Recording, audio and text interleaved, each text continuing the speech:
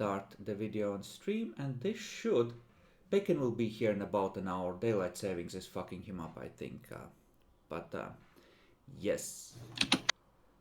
So, the caravan regathers.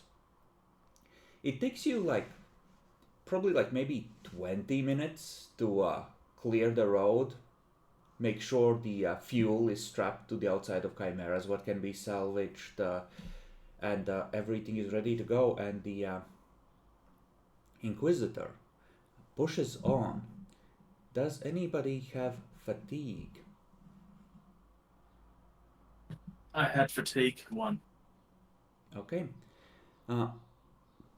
If you have the book, search up how to get rid of fatigue, because this might matter. Given the fact that the Inquisitor is starts urging everyone on to greater and greater speed as this continues, and as the sun is getting ready to set, Jeremiah tells you that whatever is happening in the warp is speeding up. He doesn't think you're gonna be stopping for the night. And you in particular, Stubbs, are starting to feel the rash burning worse, and it's like this constant pressure, like the start of a stress headache on your mind. And outside, through the hatches, through the armored window where Leith is driving, you see that there is almost like a will-o'-wisp glow around the edges of the larger clumps of moss, like the flickers of a pale blue flame forming.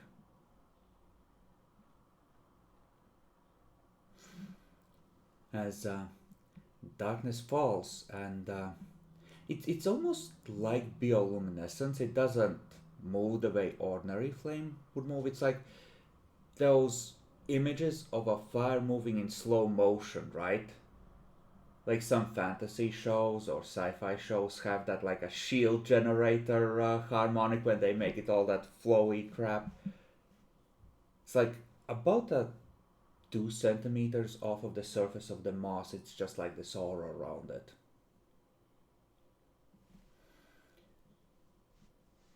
And I'm pretty sure though that you have to be unconscious or sleeping for fatigue to go away.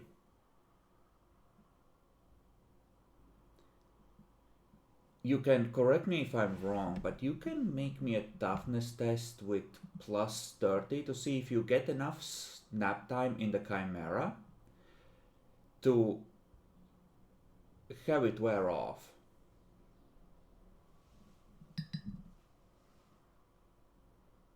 Because, yeah, it's doable, but you're in full armor and you're on the road, and it's not always a good road.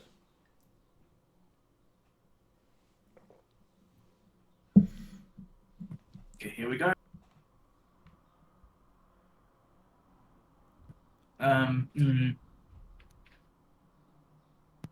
I'll spend the point, might as well. Risky. And in the final session, the one containing the boss fight. Oh, Danny boy. Okay, you are able to recover. Leith, if you would. Yeah. I think this calls for a drive check. I'm gonna give you a, let's call it a plus 30, because the vehicle is built for this sort of thing. But, okay. You at least have no troubles keeping up, and before long, with a roll like that, the Inquisitor is sending your Chimera up ahead to clear the way and scout. Make sure that the convoy isn't running into a dead end. Let's see how the other groups are doing. Okay, so Team Ironclad is having trouble. Let's say one of the tracks got damaged in the fight with the Horde. So they sort of have a vehicle that constantly tries to pull to one side, and the track to, just seize up. Oh dear, Dan, that looks, yeah. And one more roll actually for the guardsmen. The guardsmen, they're just falling behind, and by the time it's full dark, the Inquisitor just gives the order for them to follow towards the Opera House as best they may, and get back into radio contact once they're there, and he pushes on with the rest of the team.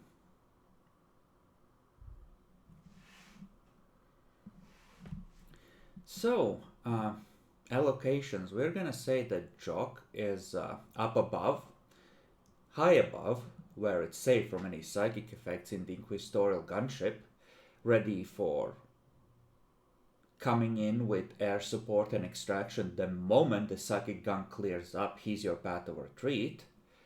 And then you have Otto and Mauger with you in their best available equipment. And yeah, let's see. Do I need to make any other rolls?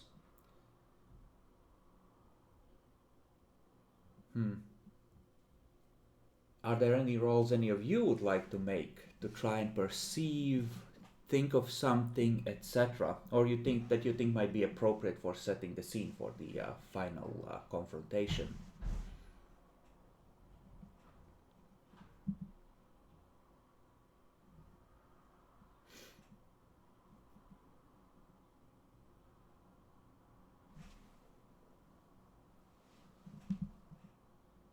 Okay. Maybe an awareness check to see if there's any support they have hidden.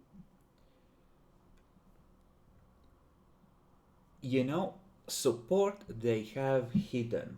Absolutely. That is absolutely a thing. Everyone give me awareness checks with a the base is -10 because at this point it's getting very dark.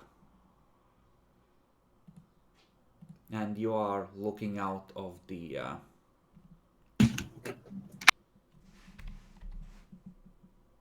Jesus, Nyaxi, save some for the rest of the team.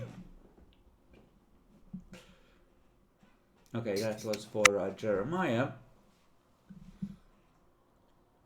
Okay, what about Heinrich?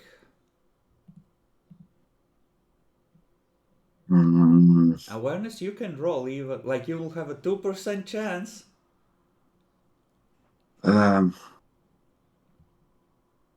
I think my character will pray. Okay. You are praying to fortify your soul. Give me a willpower roll while you're at it. Just flat willpower roll? Yes. To work out, okay. Okay. That is not a huge failure, it's not enough to succeed, but Stubbs, as you listen to Heinrich praying, you don't feel as uncomfortable. The pain in your rash recedes somewhat.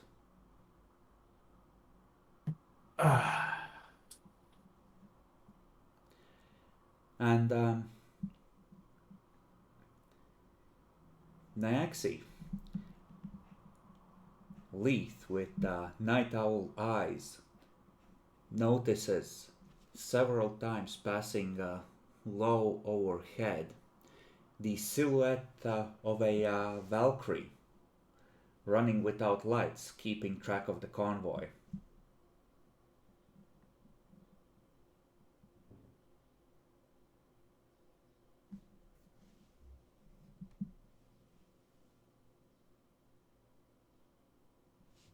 I assume you informed the Inquisitor?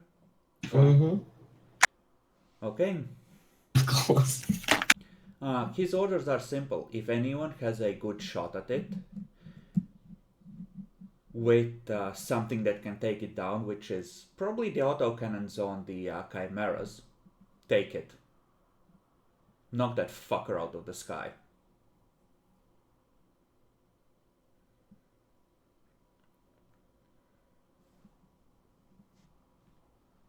And, Good orders.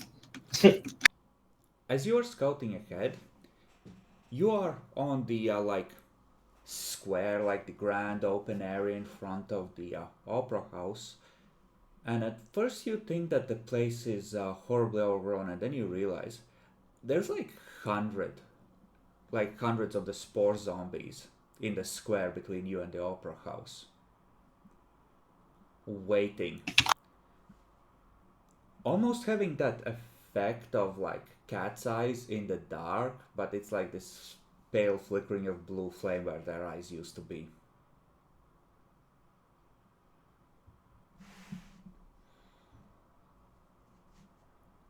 As you are pulling back, you see by the side of the opera house, behind the columns, the chimera that has been carefully positioned in the shadows to afford some concealment and cover, waiting. You know, the one the mercenaries had. Makes sense. As the convoy is preparing to enter the square, the Inquisitor is assigning orders. He's like, okay, we know the Valkyrie doesn't have heavy armaments, or at least it didn't the last time we dealt with it. Get rid of the Chimera first, then shoot through the zombies. When we make a run for going inside, we don't get hit by a machine gun, essentially. If you can't take the fuck around. We are nearly out of time. We have to get inside. Get through the mass of bodies as quickly as possible. Right, once we are inside, what was the third team's name? I need to check. Team Celestial will stay and man the chimeras. Keep any more zombies from following us inside, because more will probably be coming if there are more in the area. Team Ironclad, Spearpoint assault with me. Team Whisper clears the second floor, balconies, boxes, etc. Any secondary parts of the ritual that are empowering it. Okay, as you are rushing into the square with a scree of churning cobblestones being thrown into the air under your threads, there is a Vox communication coming in over the open channel, and all of you can hear this. The chimeras have short range radios. It's yeah, hi, I'll be real with you, this shit has gotten way hotter, and this fucker is definitely not paying us enough. He lied to us. We have no fucking clue what he's doing, but this is non-kosher. We would like to change sides, thank you.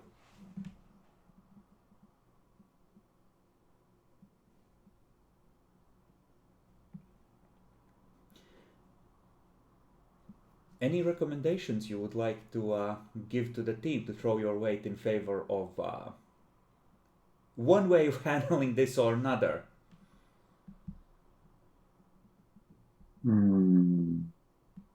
It appears the mercenaries are not exactly okay with being part of a daemon ritual. Show them the Inquisition sigil. Well, you can't, it's over the radio, they are in their vehicles.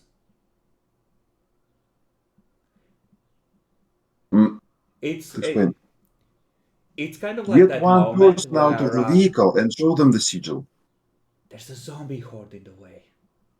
It's dark. It's full nighttime. It's 2 a.m. in the middle of a zombie Yes. horde. They're on the other side of it. Just, They're like, just scream Inquisition. We take control over your group. okay. So Heinrich gets out, starts screaming.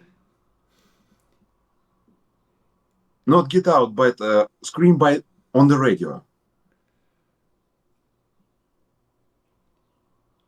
Okay.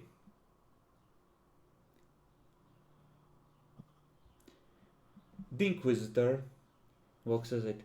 Heinrich, I admire your zeal, but sit down. I know you're on your feet over there.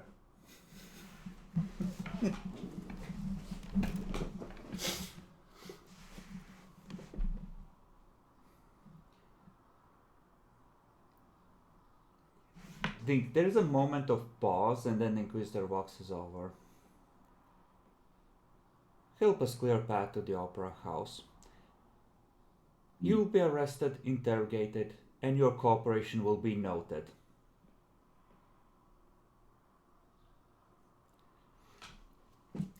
So, Heinrich, I will count this as an assist on a... With the way the Inquisitor is putting this, he's not giving them a lot of hope, right?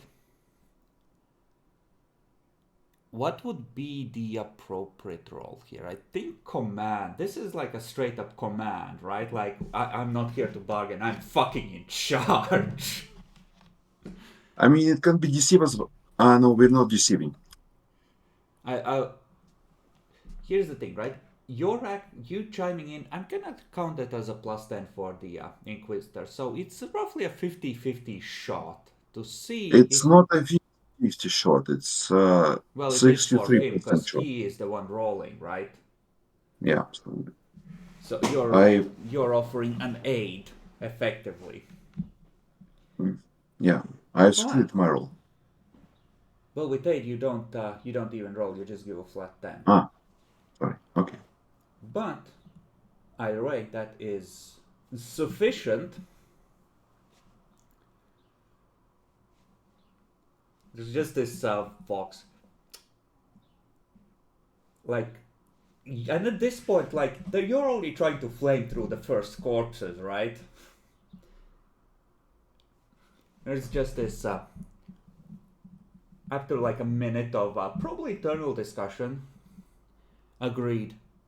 Honestly, boss, we had no fucking clue what this crazy cunt was up to. We just thought he was up for some treasure, like gems or whatever, buried under the Opera House.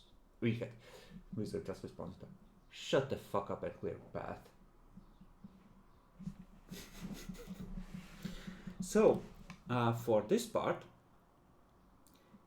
you have the advantage of having people help clear path. There is a chimera shooting a corpse from where it's located to not arouse suspicions from the people inside. And you have the Valkyrie hovering over the convoy, thinning out the crowds with twin heavy stubbers. So again, this is a race against time.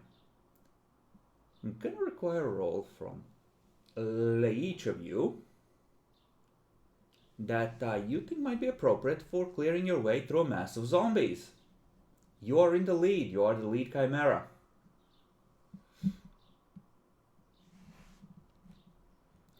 So, for Nyaxi, I think drive is appropriate. You're getting 2 vehicles helping you, and you rolled a crit on your drive previously. I'll give you an extra +10 on this for the state of your vehicle, because your vehicle is the least scuffed up from the rough conditions in the city. Like, it's in the best condition. So, +30 all told, I think.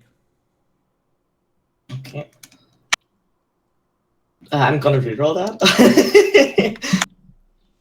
You put the tiger into the 3rd gear and you hear the sound of stripping gears. There we go, that's better.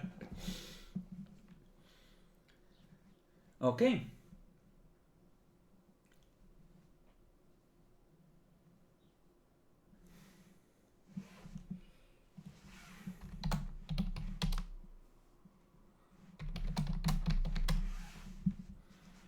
Bacon woke up.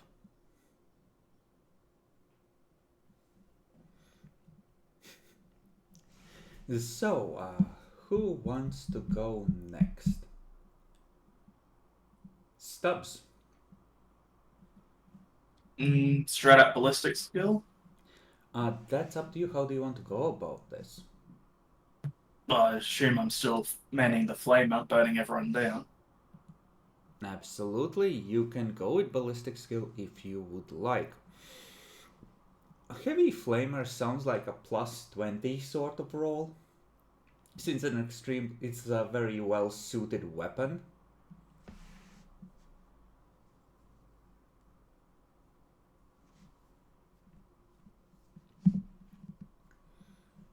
Alright. And Heinrich. Yeah. How would you like to help?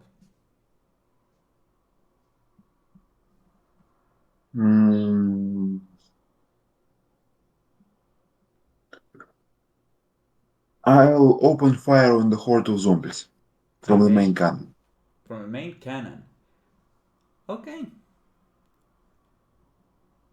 I'd say this is a plus 10 because what they're doing is literally they're trying to choke up your treads with the mass of bodies at this point. They're not even trying to attack you.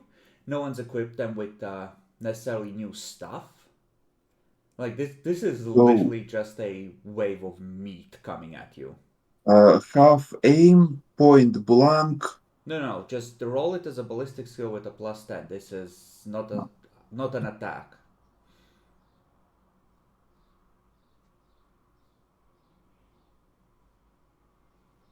I failed.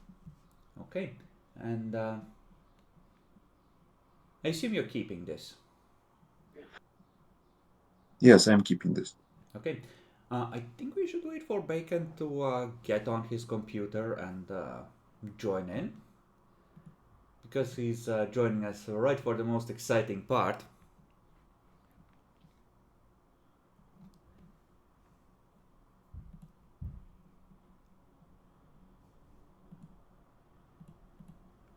I feel like this is, by the way, an appropriate juke that maintains believability in the world. And suitably fucks with your heads when you've thought for so long how the fuck are you gonna handle whatever, heavy equipment the mercenaries have. I think at this point things have well and truly gotten past the point where they're like, yeah, we want to be part of this.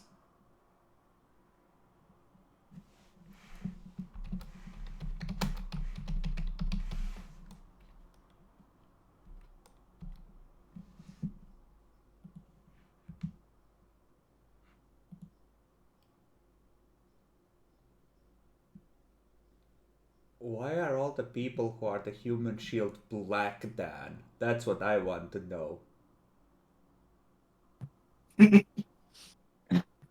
It's American style military. Wow. Fucking A certain America. movie.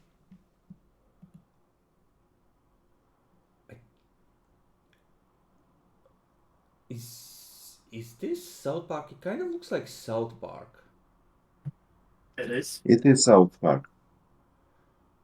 I don't remember this one though. It's a very old episode. Okay, he went off of his mobile, which presumably means he's sitting down at his computer.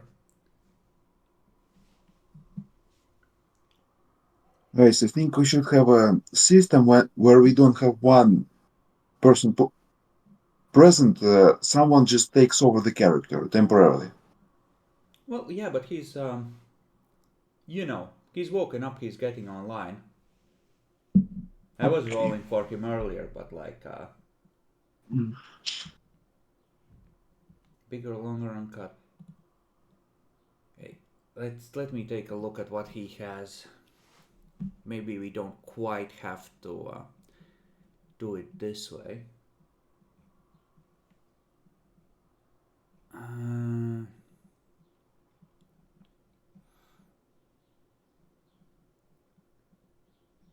What does he actually have that is useful for this? Guys, what do you think Bacon has that's useful for this stuff? Actually. Oh yeah, he did go for Firebolt. Fucking Chad.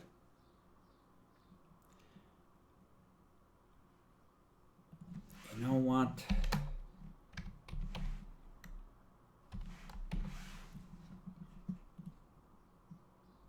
I think this is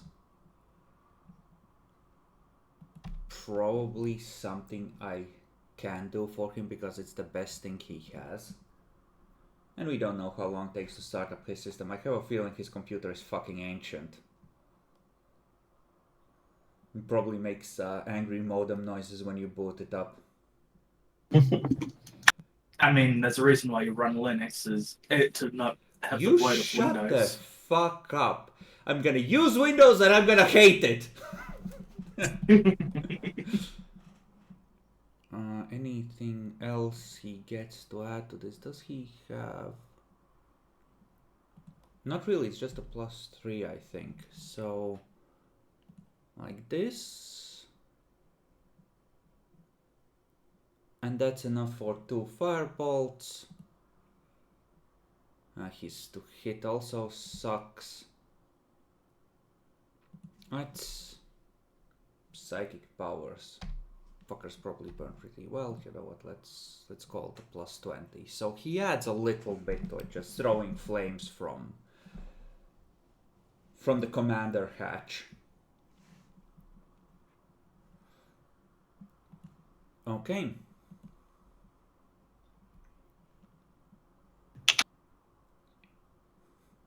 So as you reach the and drive your chimeras up the stairs of the opera house. Oh, no, Bacon's online. Hold on, we're gonna see a camera pop up in a second. There he is.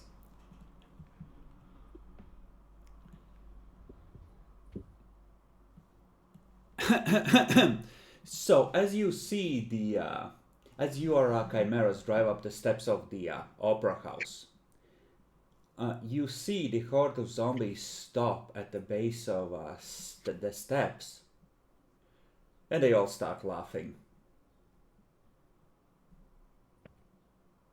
What are they laughing at? You. All of you.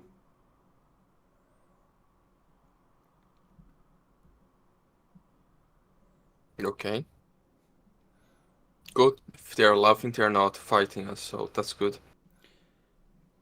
The Inquisitor just spits on the ground in disgust. What trickery! Ignore them! We have a ritual to stop!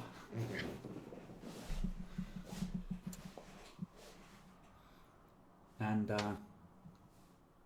as you rush inside, it is a grand lobby of an opera house. There's like a thin layer of moss here, but here it's pretty thin. As you step across the ground, it crackles underfoot, and you see that a lot of the moss has dried out and died here.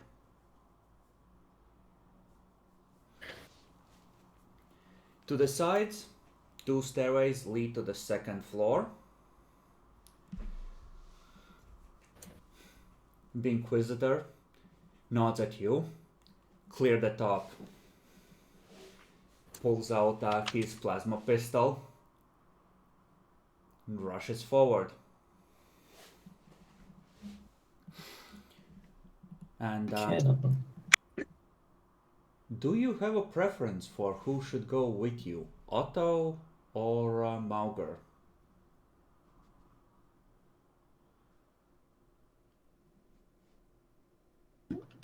Hmm. I mean, I've seen Nita in combat before. I mean, yeah, like the two of Marco's them are. very zealous. Maybe he's the safer one to take along. He also might be needed down below with the actual ritual. No, like the Inquisitor takes your opinions into account. He doesn't have a hard this one goes with me decision here, so you could sway him either way. By default, it's gonna be Otto that goes with you. If you think you need the priest or like a second priest with you, like you can make the case, and that can be a thing. So what is it that Otto does? Like, Otto's he's a brain. He's a lawyer. He has a good quality bolt pistol and a hunting rifle with a silencer for his armaments. Then makes sense.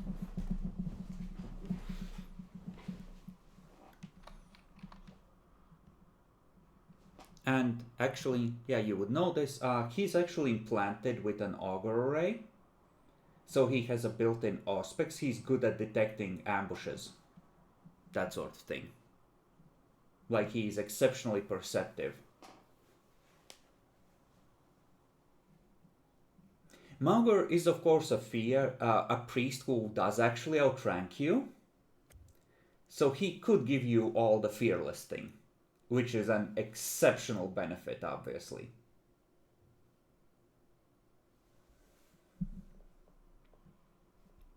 Let's go for the psyker. Otto isn't a psyker. Right. He's Yeah, an it's adept. a priest. Yeah, it's a priest and a noble. Adept. Mauger is what? Mauger is a priest. Otto is an adept. I for the adept. Yeah, let's go for the adept. All right. Excellent.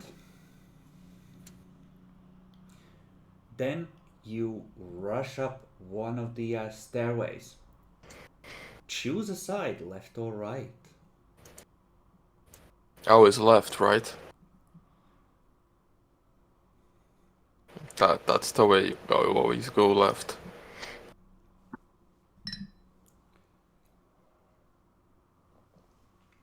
Left. Okay. You rush up the stairs to clear the top floor.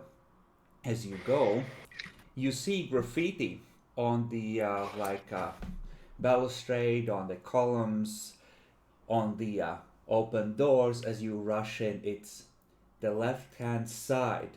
You chose wrong. Welcome to hell. Hello, Leith. How are your children? bold of you to assume I can read.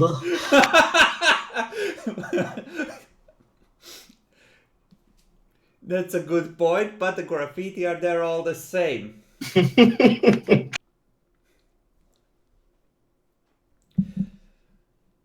Jeremiah, they started dealing with demons after you left. Heinrich, they killed your entire congregation and you did nothing. Stubbs, you will never be promoted. You are just a... you are just a beat cop. And you don't deserve to be more. You're out of your depth.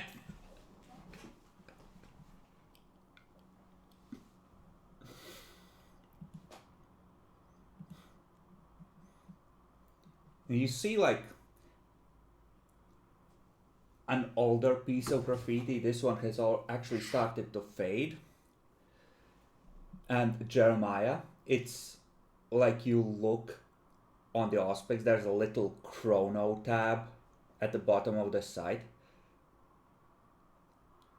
And it just says, Team Whisper entered the second floor on, and it's the exact time to the second written down. Like an entry in the mission log. Okay. Just looks at the others. Looks at the time. Down to the fucking second. To the point where, like, you stepped over, your eyes landed on graffiti, and it was to the second that moment. So now it's ahead of that by a couple seconds, but...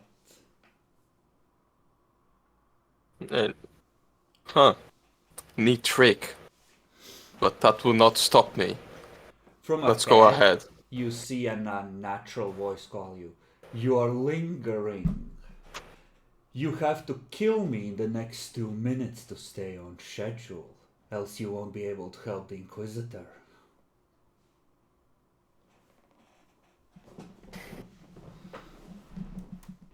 Yeah, just continue. As you enter the balconies down below, you see a fight with a bunch of cultists throwing themselves en masse at Team Ironclad and Inquisitor, who are making a spearhead and pushing for a grand ritual circle. A huge pile of red moss is piled in the center of the circle, and a figure is standing next to it, chanting in a language none of you can thankfully understand. French? Oui, oui, baguette, omelette du fromage.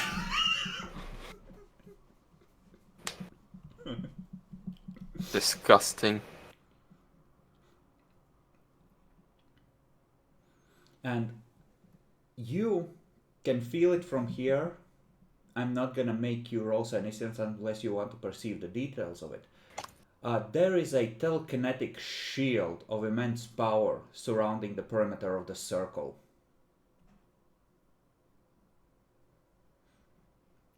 Now, the Inquisitor is probably powerful enough to break it down, but it will take a few moments.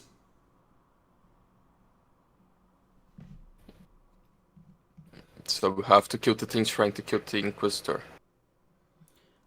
You are on the second floor. Your job is to sweep any secondary parts of the ritual. Cultists feeding it power, that sort of thing. And probably it's gonna be very hard to breach the shield if there's extra power being fed into it, right? Because it's gonna be renewing it.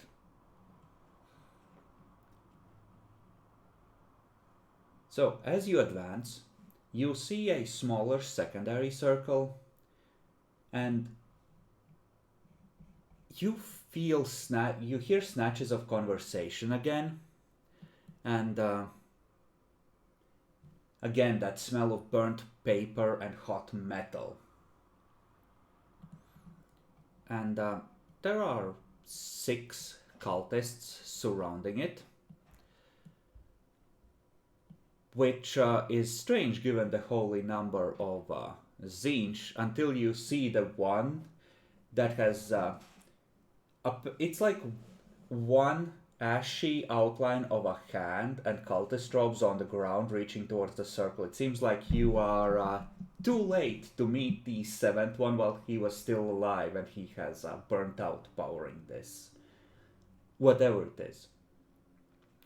And the Daemon host you met before, and who the Inquisitor was supposed to have obliterated, in a fresh, equally fat and equally burnt body, is hovering in the middle of said circle, behind a smaller telekinetic shield, just grinning at you.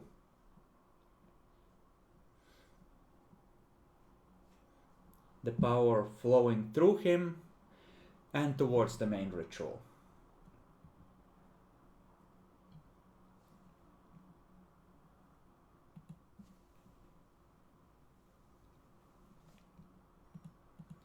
So, this is going to be vaguely representational. Let's put Otto down there.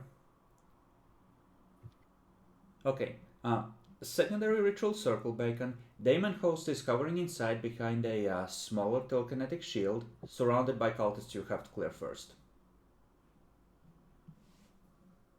You can put yourselves next to Otto and roll into initiative.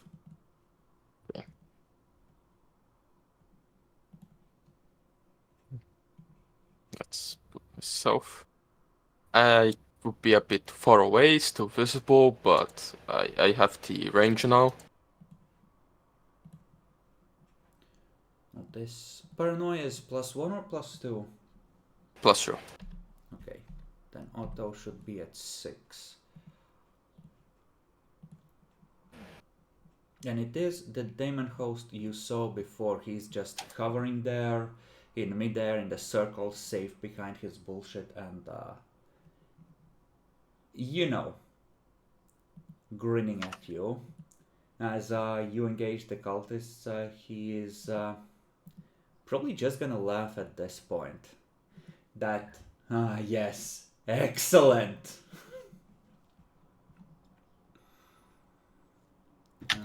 Cult fanatic. Anyone missing? I think we're missing one. Heinrich. I rolled 11. Yeah, just The add them to initiative. buttons for rolling initiative doesn't work for me somehow. Yeah, for me as well. Roll So from add them. AG and adjust it to the real value.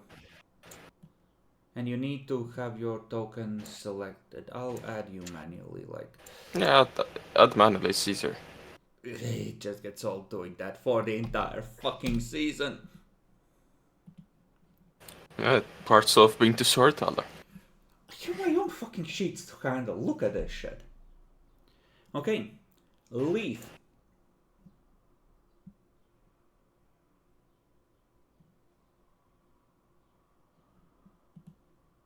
I guess I'll attack a cultist. I can adjust this to be meters. I know you're degenerates like that. It's fine. I I'm mean, not the you can- dogs. Well, then you're You too can- fucking far away because it's feet, not meters, and it's 5 feet. And You can put on yards as well if you want.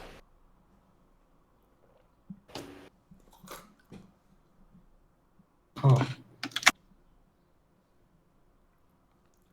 na na na na na na na na na na na na na na na. okay, no aim.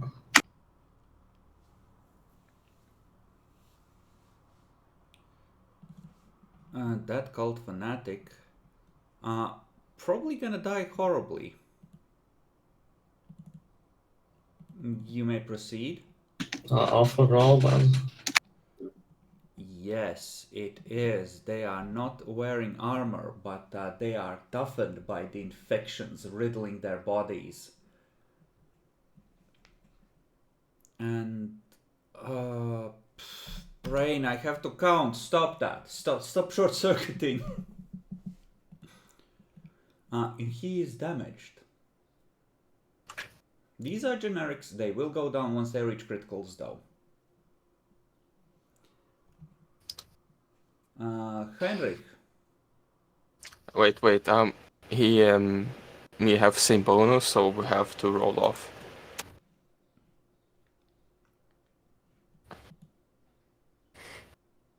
I want to use my fireball first because I want to use my fireball. A real Chad would have picked Holocaust. No, I still don't have it. When I get Psy rating 4, maybe. Still unlikely to use it.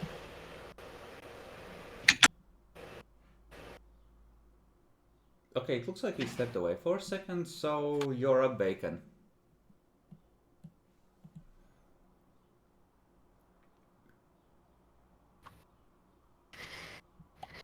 Let's do it.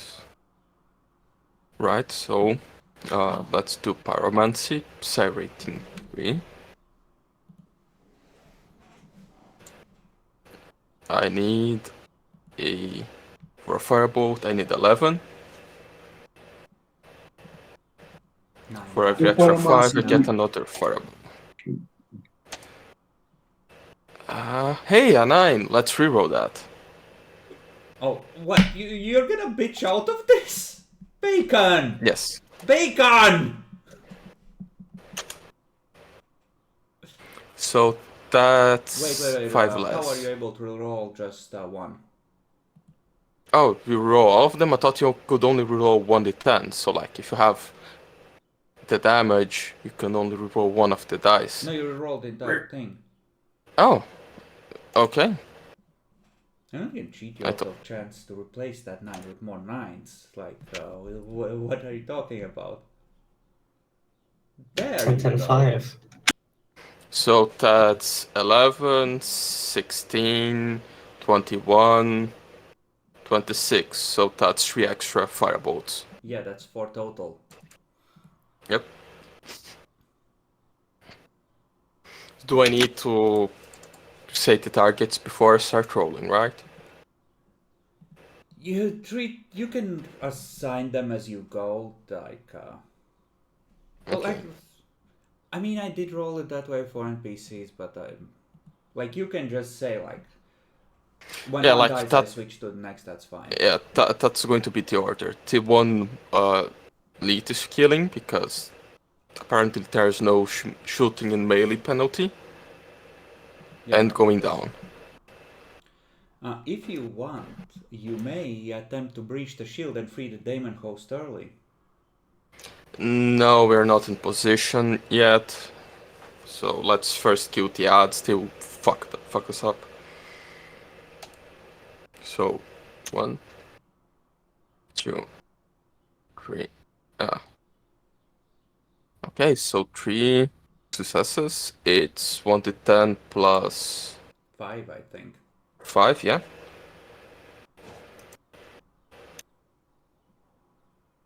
Wait, no, there's a damage button here. Cancel. Right? No? It's not The a one damage on button? top first, or after the one that Leith is yeeting, or the one on bottom? No, it starts from, like, I will do this line first. Okay, got it. Yeah, third one. Alright, -4, that's 7. Yeah, that's 7. That, like, the first one puts him at 0. The second one with the 1 kills him. And then 4, 6 damage dealt, 4 left. That fucks the next one down the line up pretty good. Okay, Heinrich. I charge into. Okay, let me check.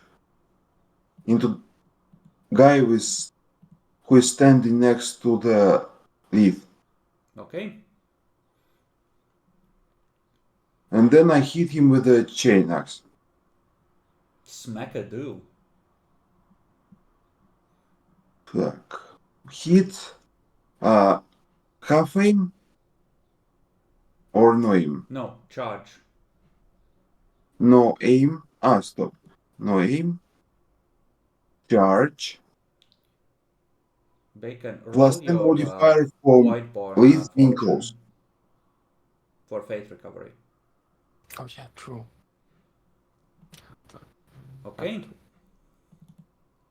Now, let's... So what happens now? Well, Uh, what happens now is he fails to dodge, and you turn him into a gory mess as you split him from skull to navel, and then pull your chain axe out, bisecting his torso. yeah, So just roll what damage. what degrees of success give me? Nothing, unless you're using a special type of attack, I think. Okay. Yeah. Wow. Yeah, no, he's very dead. Roll to confirm. We have to see how bad this gets. Yeah, his body might go flying and hit one of his friends or one of us. And not generally applying criticals unless it's funny to generics. Okay. So yeah, so just to see how Chad you are, roll another T100. Yeah, exactly.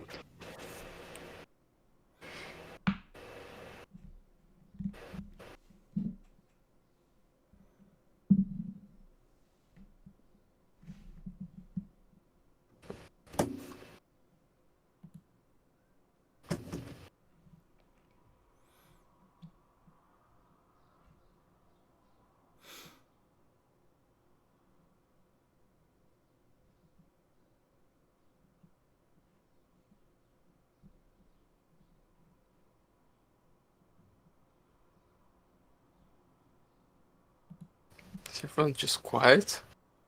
Mm-hmm. It What is the fuck? cultist turn.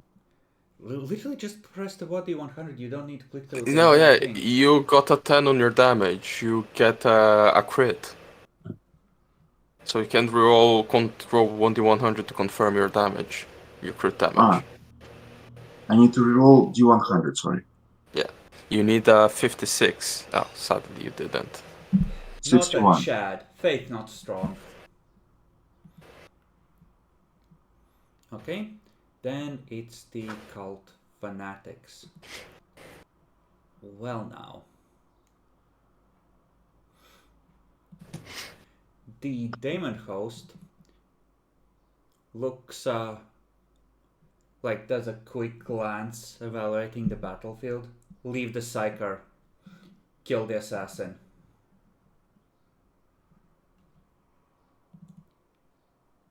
So Nyach as the hand cannons come out and point at Leith.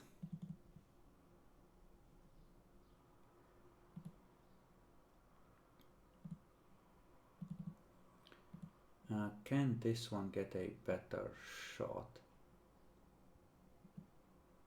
How much can they move? Enough? Not really. Okay. So we will shoot with the first one who is in melee, so he doesn't get that benefit. Standard attack.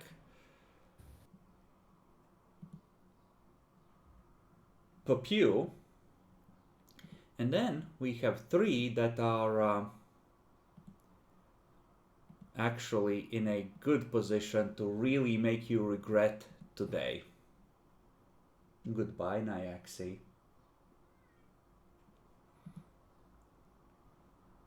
That's 1. Mm-hmm. That's 2. That's 3. So that should be 2 hits potentially. Okay, I'll try and dodge one of them. Yeah, we'll start the others.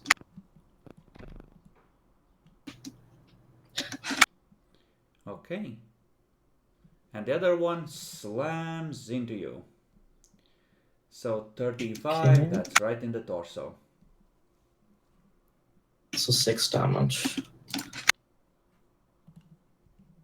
Even accounting for pen, like 30 toughness, 5 armor, right? Yes. I believe so. Okay, which brings us to Otto.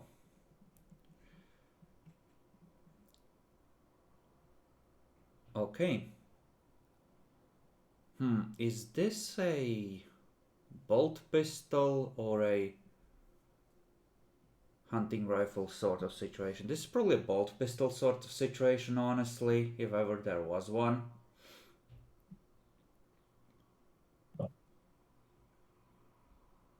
So half aim, short range.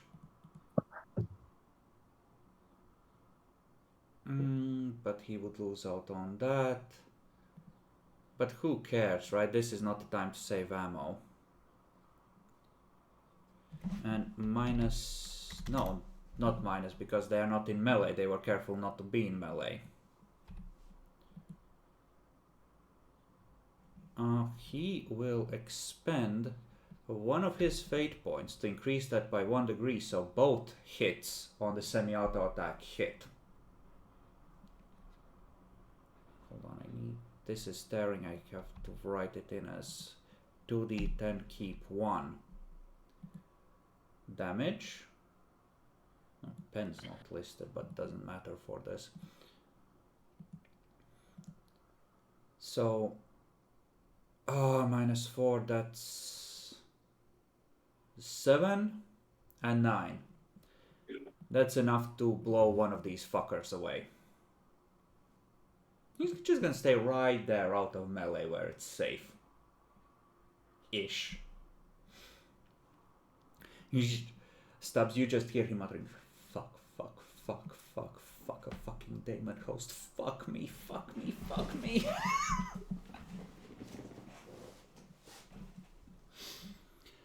Truly inspiring. Which brings us to Stubbs. I step forward and spray and pray with a scattering shotgun attack. One step less if you would. You would be in melee if you did that, I would say.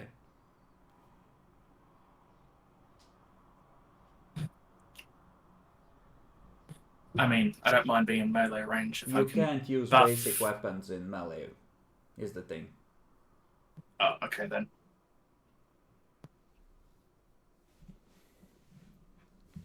The cultists have fulfilled their mission. They have damaged one of you in a small but measurable way. Yay! So that's no way. That's short.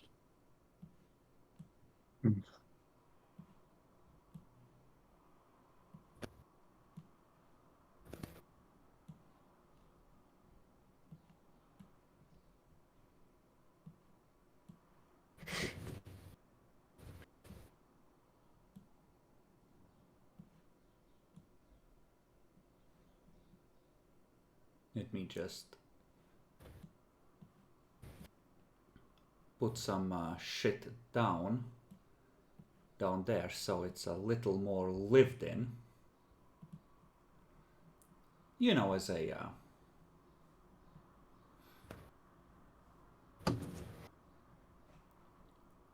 and let's see, bunch of fanatics down there.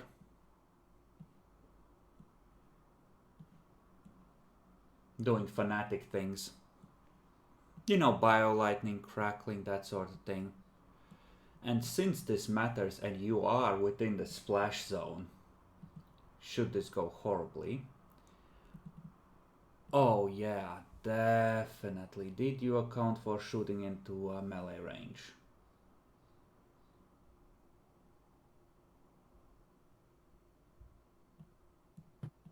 Yes. It's the roll that it should be. You should have it. 2 meters is still point blank, right? Yes. But you didn't put in the shooting into melee, so it comes to the same roll. So you don't need to Yes. roll. If you roll the right amount for the wrong reasons, we count that. Fine.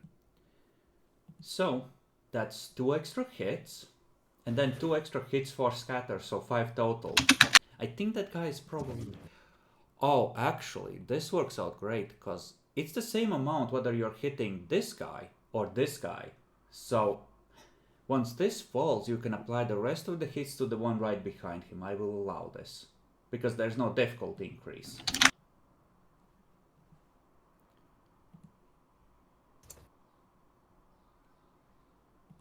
Although, like, scatter doesn't...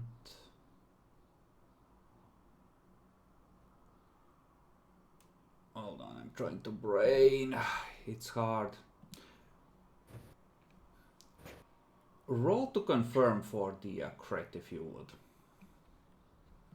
Because I think you don't necessarily get scatter if you are out of point blank, right? That's a purely point blank thing. Yeah, scatter's only in point blank, I believe. Okay, well, you utterly delete this one, that's for sure. Nah, I'm not gonna screw you over like that. No. So 7. So that one is at exactly 0 by the count. We're gonna say the scatter hits count first, and then the rest are the semi-auto hits at the end, because you could roll it either way. I'm not gonna be a bitch about it. And down below, there's literally lesser daemons popping into existence, and the Inquisitor, well, he has He is like, limiter? What limiter? I don't know what a limiter is.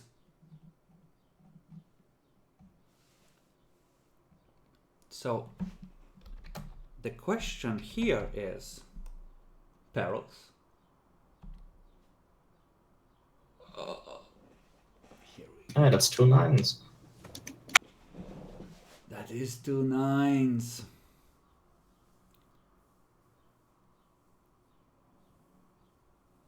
He's favored by the warp.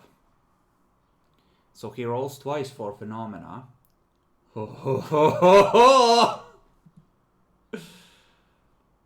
And I think he had a thing to replace one of the rolls if these are absolutely horrendous with a thing. But yeah, that should be a +2, but that's fine. Or maybe I didn't give him that in the end. But yes, the book. 60 is Banshee Howl.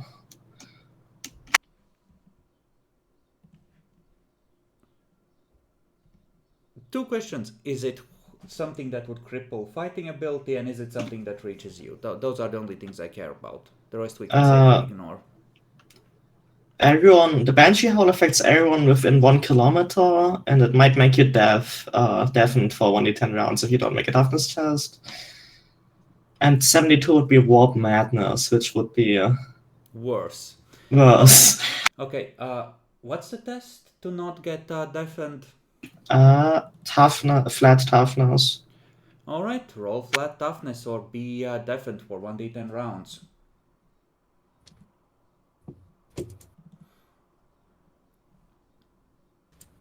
And that was the first 9. He has a second one to resolve.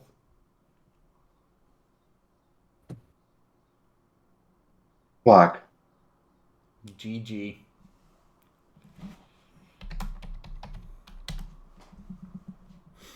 Oh, that's not good in this situation. You can't communicate.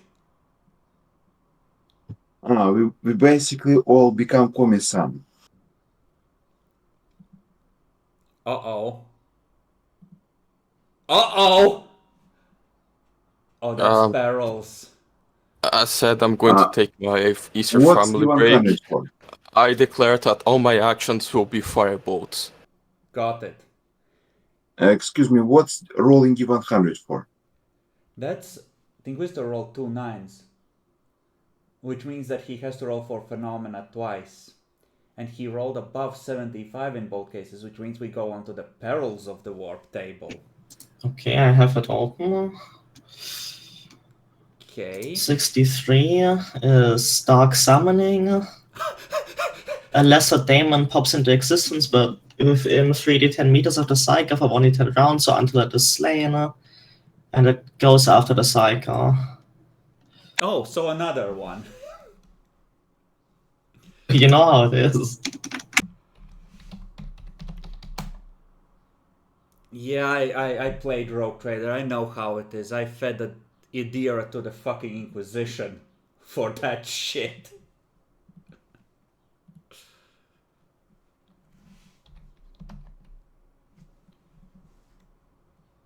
Favored by the warp. I need to check if this applies for perils as well. Whenever it triggers phenomena.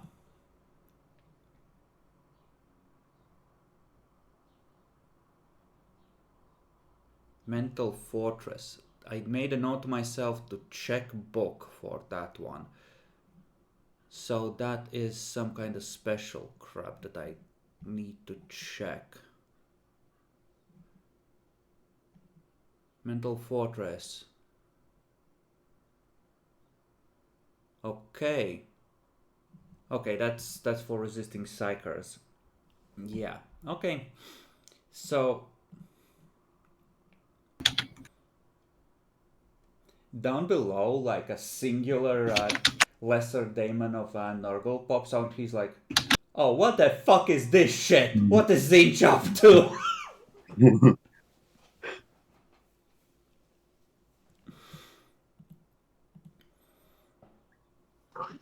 Okay. Next turn. Leith. I wish there was a 5-foot stab.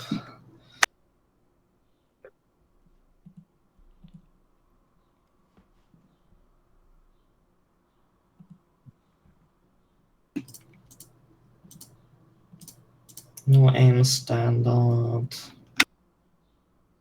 Ah, that's a miss. Leith. What? I am disappointed. Okay, Jeremiah invokes the full might of his war powers. Stop, Nayaxi. Do you have Blade Master trait? Unfortunately not. Okay. But if I get a full attack off, like without having to move, I get 3 attacks, so I'll hopefully do well at some She's point. you, but better.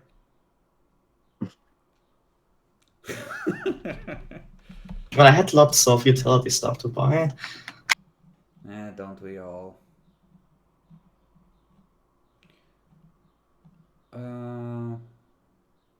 Yeah, it is +3. Okay, he doesn't have extra bonuses yet. Okay, that's 2. That's 2. All right.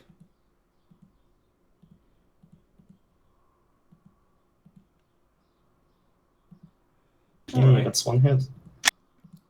It's last time he went for the one that was softened up. He's gonna shoot it at the one that is, already softened, nearly dead. Because why would you not? Honestly, right? But he dodges. Behold, Heinrich. Okay. I have a question. Who is this? Okay. Control Z. Who is this green lady in the middle of cultists? Oh, that's not a lady. That's a daemon host hovering in a ritual circle behind a telekinetic shield. You can try and smash through the shield if you want. No. I have a question. Is it a? I know we don't have demonology, but what can I see about this demon? It is kind of important. It is fat.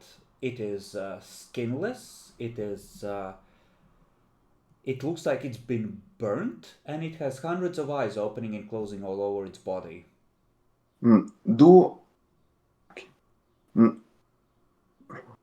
Okay.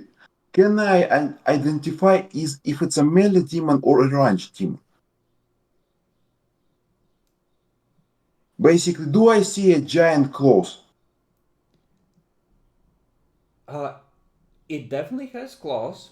It is the one, however, like you think it might be the same one you fought previously that threw all those firebolts.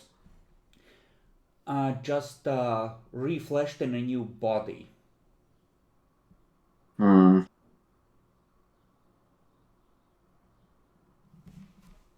Okay. Yeah, it was the fireball one, wasn't it? I want to get on top of corpse, if it's possible, Mm-hmm. and hit the cultist. Absolutely. You need to spend half an action on a move, so no aim, and normal attack. Okay. No aim. Standard attack +10 from Nayaxi being nearby. Yeah. Success. Now damage. Yeah, it doesn't have a second dodge. It doesn't even have a dodge skill. No.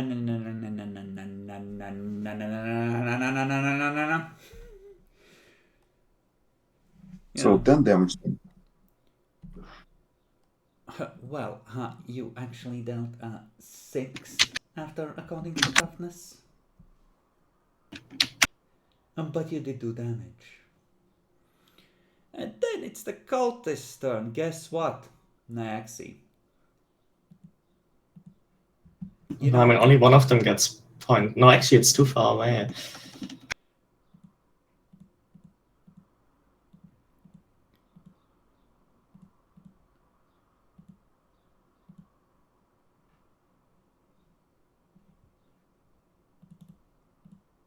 Thank you, God Emperor. Ohio!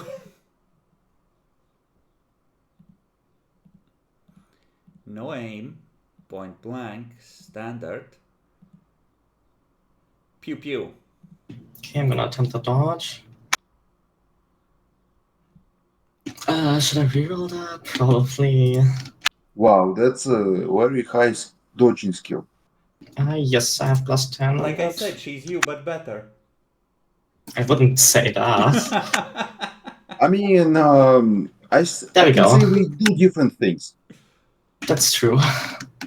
My character is better at hitting demons, but worse at dodging. Like, a lot worse. So, yeah, you dodge.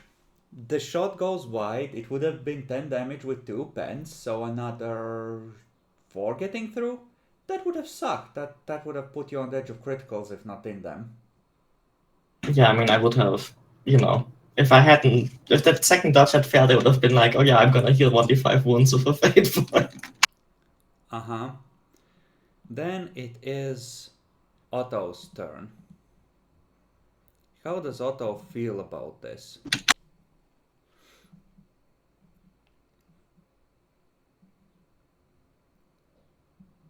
Yeah, I don't think Otto is...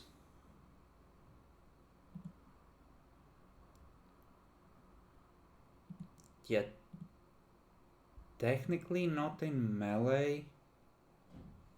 So standard plus 10. Is he helpful or is he scared out of his fucking mind? I think he's scared out of his fucking mind. He attempts to shoot the Daemon host.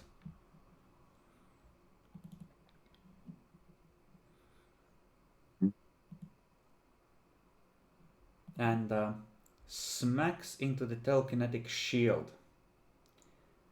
Just you see like almost like a glass dome. You just see like this hairline fracture appear in it that breaks light. Just this faint rainbow shimmer there as the bolt shell slams into it. But it remains intact for the moment.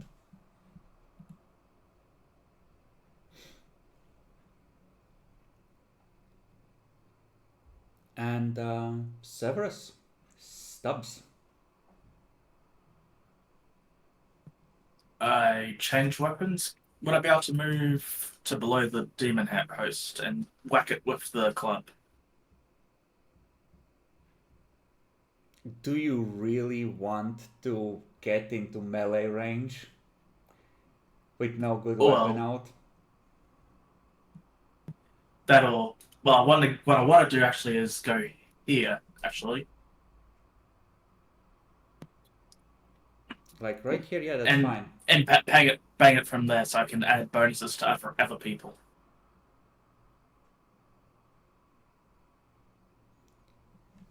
Okay, so you want to just be in the melee for when the melee comes and hope that the others can take it down quickly enough. Yeah, I want to, add bonuses to their rolls. Alrighty.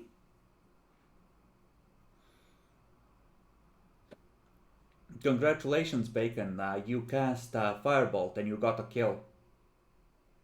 Cool. And no phenomenon I see. Okay, and Do I have to roll to hit the shield? yes, roll to hit the Daemon host normally. It's about a man-sized shield, effectively.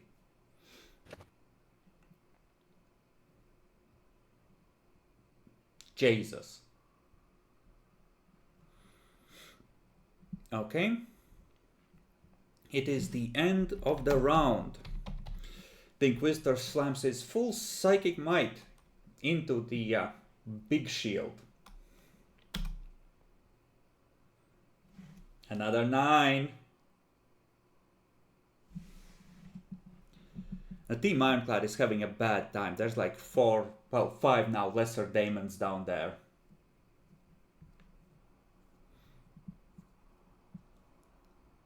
But phenomena. 32 is distorted reflection. That's harmless, I think. Yes, and 66 would have been Shadow of the Warp. Yeah, not a chance. Like, it's a distorted reflection. It is. Top of the round, but before we get to that, I will roll initiative for the Daemon Host.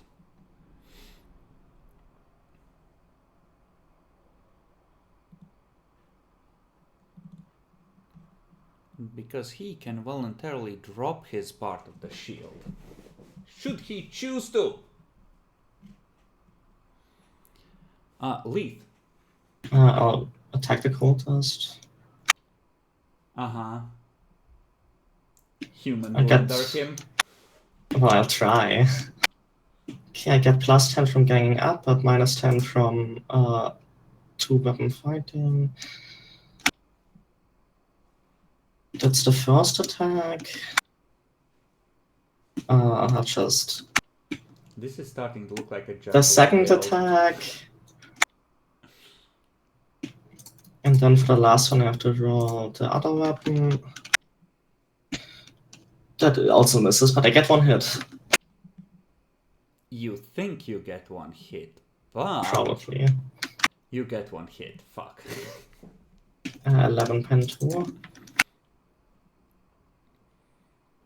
Yeah, I'm not gonna bother matting that with my tired brain. You win. He's dead. He was hurt, and now he's hurt and dead.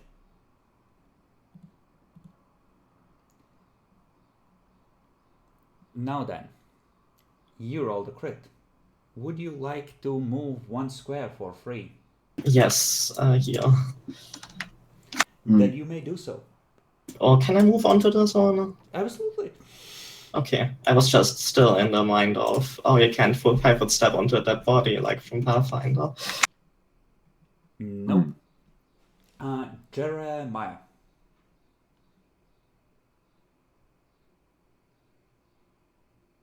Look like things are under control, so I will firebolt the shield. Alright. Stop. There is one cultist left. Yeah, but it's under control. Are you really gonna say that the 3 of you can handle 1 cultist? Really? Actually, I don't That's on think 0 health. it's a good Stop. idea. I forgot. We can't discuss tactics because we all are deaf. Sorry. Well, And, you shouldn't be actually, like- discussing them to the extent you do anyway, because that's way too slow-paced for combat time. Won't change, but actually, as he's preparing to firebolt, he just thinks, demon. It's a good idea to use psychic powers on demons. Roll Good Forbidden point. Lore Warp.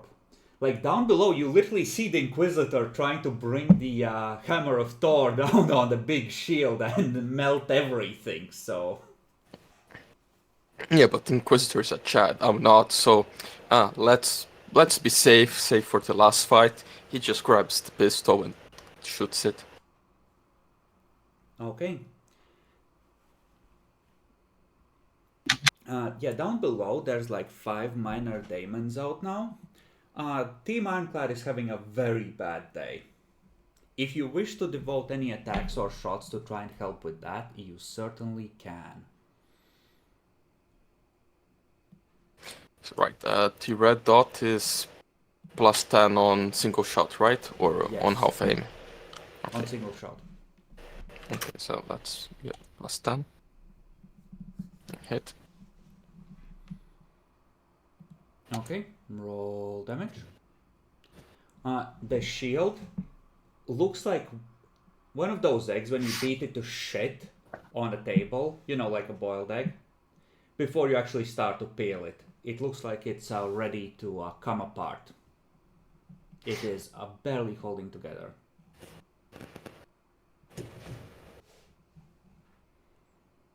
Heinrich.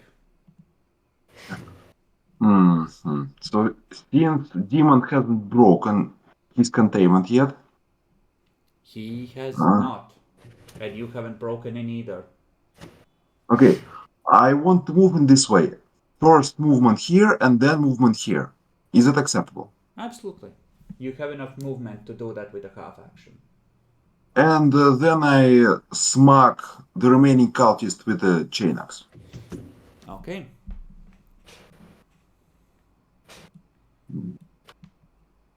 Hit, no aim, standard attack, plus 10.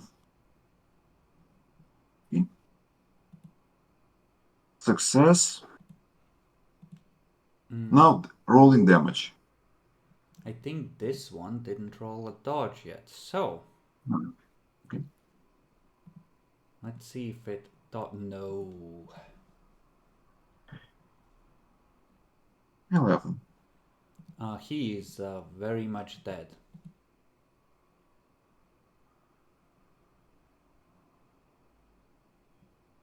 You see his finger spasming on the trigger mechanism as the axe comes down.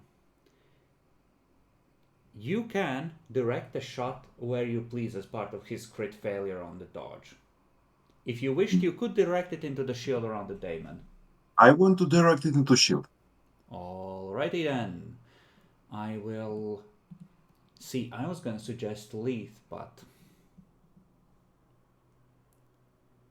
if that's the way you want it, and somehow the shield, with tiny, tiny openings in it already forming, is still holding on by the barest sliver.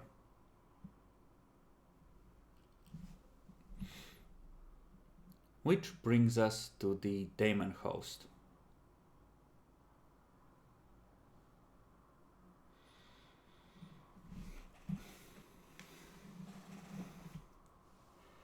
So,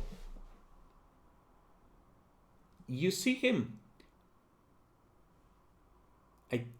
He's gonna drop the shield as a free action. As a half action, he is going to pull out and show to you a piece of paper from his mouth. And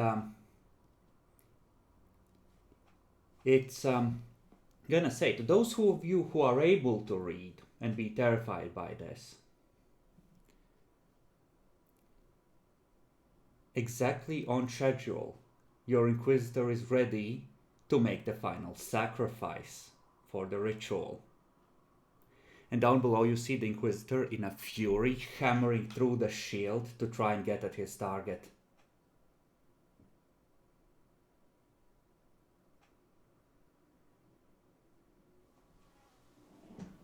And he just grins at you.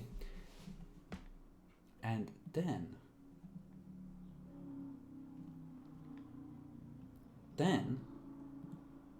he is going to claw bitch, maybe. I don't know, I need to check if firebolts are half. They are half. Oh, that's so good. It's like Christmas came early.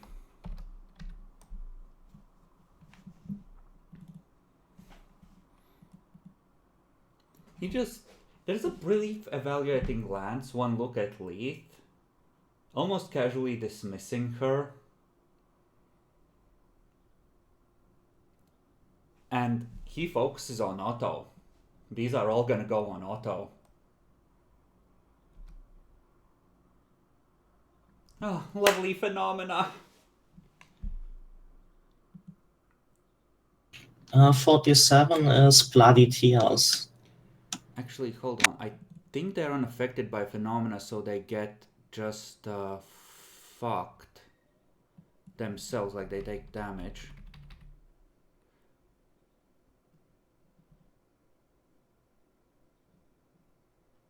Okay. If they roll perils, they take wounds instead of suffering from perils. And they don't suffer from... And Bloody Tears is just like statues, paintings, etc., right? Yeah. Okay, so all of it starts weeping, And somehow you know they weep for the fall of an inquisitor. This was the plan all along. Something horrible is about to happen. Oh, I closed it. Why would I close it? That is so stupid. Okay. 11, so that's 3 extra? I think that's... No, that's 4 extra, right? 26 is the breakpoint. Yeah, it's 4 extra. Yeah. 1, 2, 3. Fuck. Fuck. Fuck. How many was that? That was 5. Okay. Okay. I. Damn it, Otto! And he didn't dodge.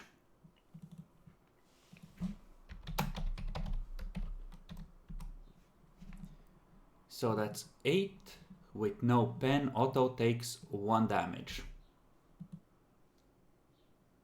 Otto has survived. Then it's Otto's turn. And I think at this point we roll fear because it's outside the shield, which shielded its effects and bound it to the ritual circle. So, you're all within range of demonic. Congratulations. And it's, I think, fear 4 for Daemon Host. It's as high as it goes. Yes. In the warp, Jeremiah, you can sense the grand figure you have sensed previously, twisting in strange dimensions and compressing, pulling itself down into reality, into the ritual circle below.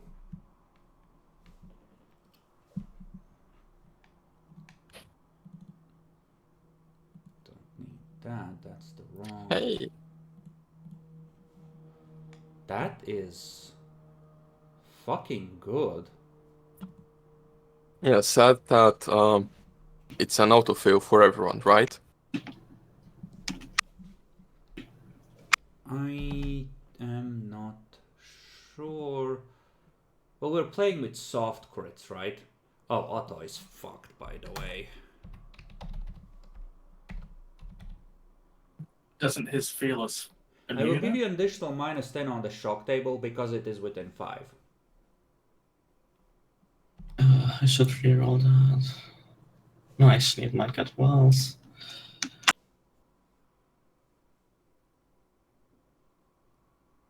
Okay, you are barely affected, Jeremiah.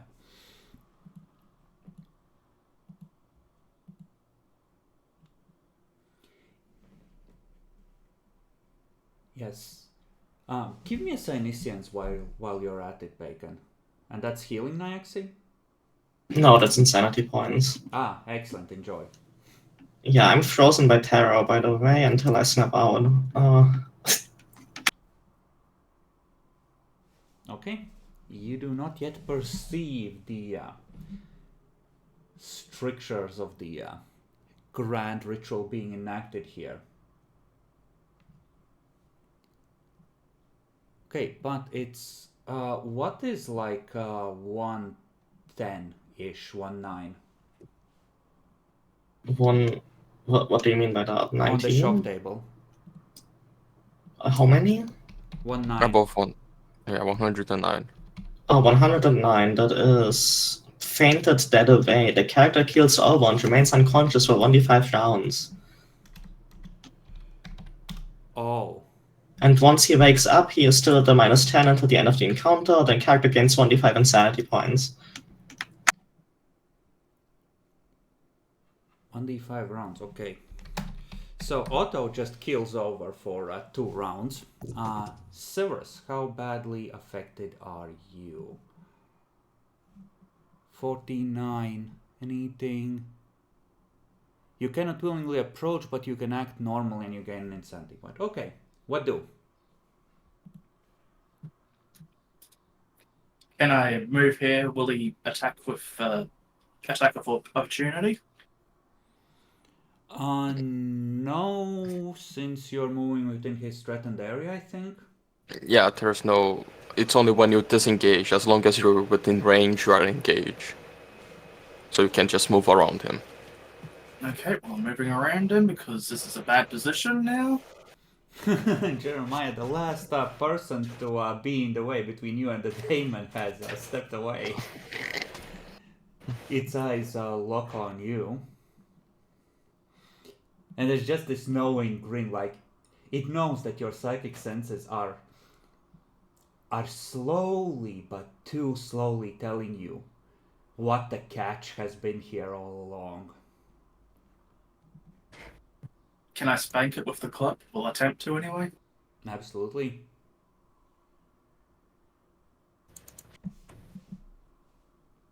Is it a holy club? Does it have holes in it?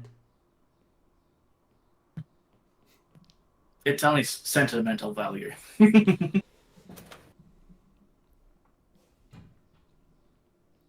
ain't worth rerolling that anyway. Okay. You hit it with the club.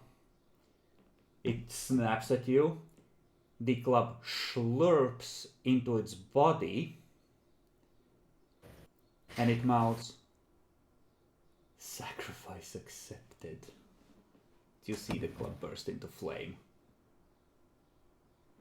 No! Clubby! Okay. Leith. Okay, let's see if I snap out. Oh, I do. Oh dear. Oh shit. I still have a -10 to everything. Okay, let's attack.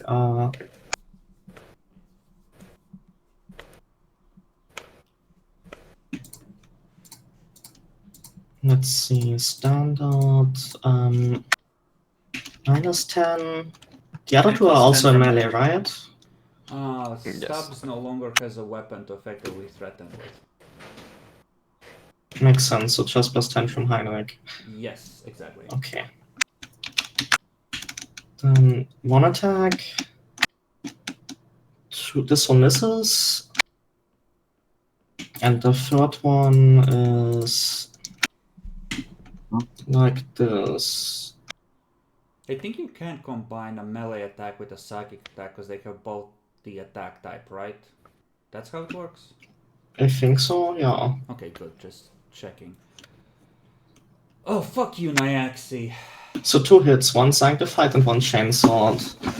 Absolutely. Nyaxi, how do you attack with 2 weapons at once?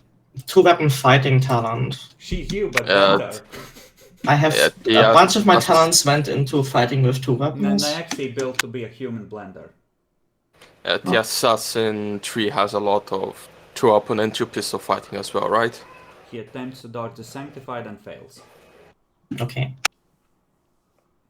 Come on. Awful damage on the sanctified. That is not enough. But chainsword I get to confirm. No! Not like this! Not like It this! confirms. Not like this! Stop! Stop! 22 per 2.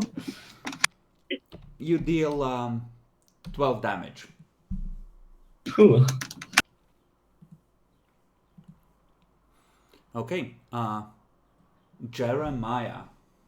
There is only one thing that can be done here. Psychic powers? Actually, no, I can't because last time I used my pistol. So I changed to my sword, Uh-huh. and this round I use psychic powers. Next round I will charge. Alright. Respectable.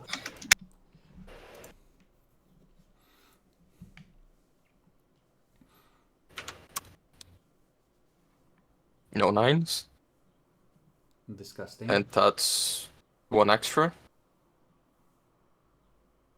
So, Yeah, 1 extra. 1 off from being 2 extra. nope. The daemon steps into the firebolts, and you see them vanish into its body, almost seeming to reinvigorate it. It seems that this particular one is immune to psychic fire.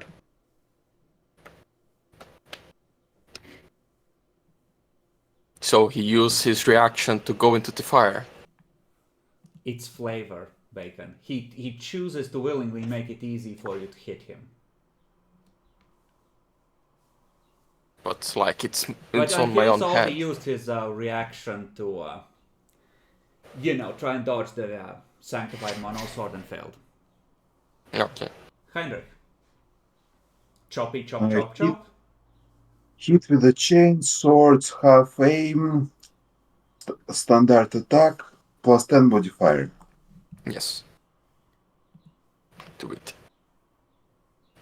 Success, damage. 16. Nice. No, Huh? no! What are you It's a doing? crit. What are you doing? Roll the 100. Come on. I should roll D100. Yes. To confirm your crit. Huh? It's confirmed. Another did 10 damage. If you get another 10, you can roll it again. Come on, get a 10. What should I do? 1d10 damage. Just roll 1d10. Okay. 22. 22. Alright. So it goes to this much. The Daemon is badly hurt. The axe for a moment is surrounded by a golden glow as, in a way, you are always meant to be here. This is what the Emperor wanted you to do. Swing hard, my child, to cut through the bone.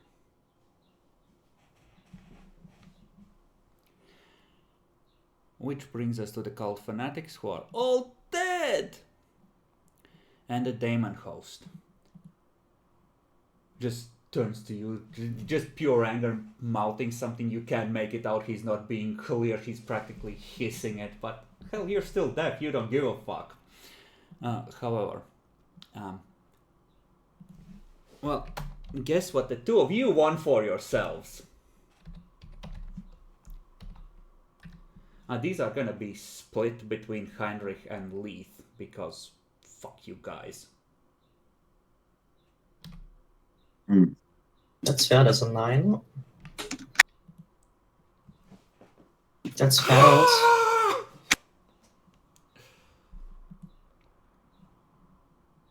So he takes 1 point of damage. And is 5 on the perils applicable? Will it, or is it something that doesn't make sense due to him? 65 is the Furious, which throws the cycle around a bit. Yeah, no, that's centered on him. He's unaffected. He takes wounds instead. Okay. So, 35. That is how much extra? 4, I want to say, extra. Yes. No, wait. It's 5 extra. 4 extra, it's up to... It's 26. Yeah, 5 extra. So 3 each. Nexi, I'm gonna roll all the attacks and then you can tell me at which points, as we slowly roll damages, you want to spend fate points for healing. Uh-huh.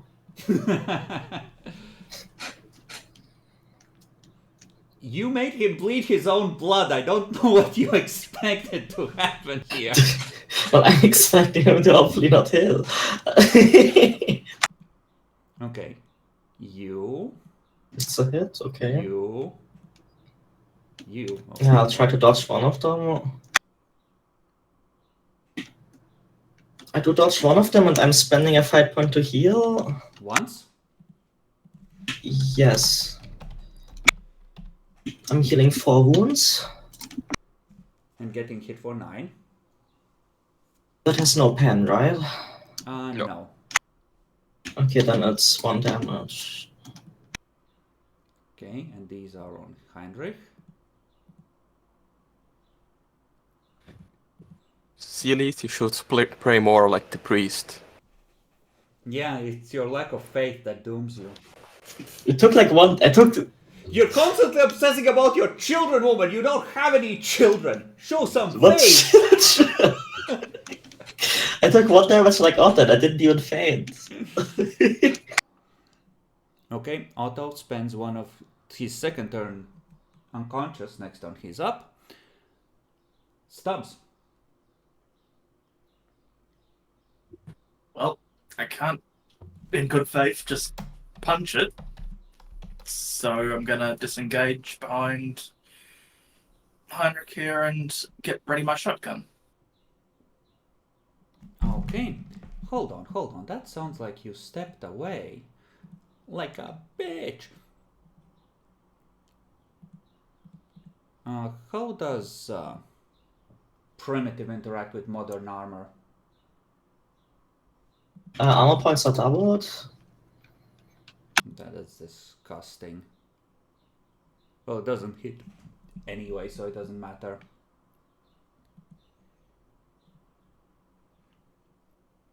Okay, you have your stuff at the ready. Down below, the Inquisitor, where most of Team Ironclad has at this point been taken down, is forced to turn his power on the cultists and the lesser daemons to not get overwhelmed himself. How would you look at that? That's another lovely 9. Uh-oh. Uh-oh. Okay, that's both barrels. 18. Okay, 18 is Psy-Blast. The Inquisitor is thrown 1d10 meters into the air, falling to the ground. Okay, so the discharge of power, like that moment where Yoda is fighting Palpatine with the Force, like there's just a blast from below and figures are scattered in every direction. But the power goes off, so Bio-Lightning lances out, obliterating several of the lesser daemons. I'm not gonna count how much exactly he has. He has like a total of something like 60 on that. So that's a lot of damage. I'm gonna say that there's like maybe 2 lesser daemons left. So, and like most of the cultists have been cleared there as well.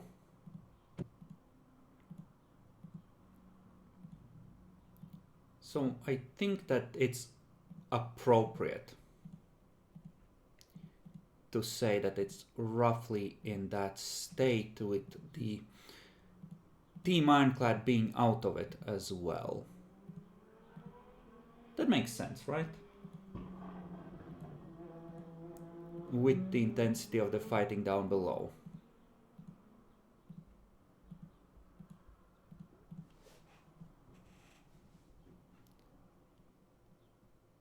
Okay, and then we are at the top of the initiative. Leith. I'm gonna attack the Demon Halls. Oh, not again, not like this.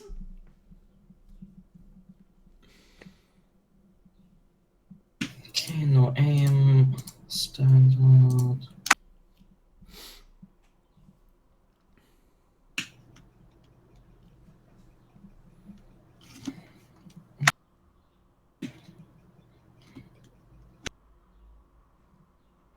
Why do you do this to me? That's 2 hits? You raised my hopes so high last time that this guy was actually a badass. And then the last one is with the Monosword. Okay, resolve. That also hits. Roll damages.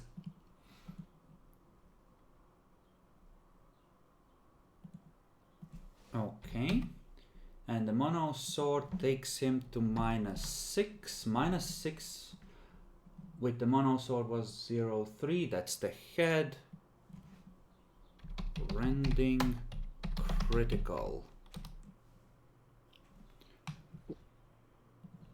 208. Rending critical head. Okay. Not lethal yet, so the Daemon Host does not care. However, it is in criticals. Jeremiah. There is only one thing to do. This So is your with moment. You've trained your whole whole- life for this. with the Holy Sword in hand, I charging in the name of the Emperor. Okay. So let's where's my sword? Here. Holy Sword +5 because no aim. Charge. 2 people ganging up, so that's 20, right? Yes. So 25. Because it's a good quality. He Hit, already let's do tried to damage. dodge. Bacon, he has 5 soak from toughness. You might want to reroll this. This was supposed to be your moment. Alright, yeah, no fate points, so I die after that. Let's reroll. Why not? Here comes the 1. Yes! 1 damage! Where do you hit him? Leg. 83. I think it's leg. It might be leg. 83 should be leg. Yeah, it's left leg. Yeah, still not lethal.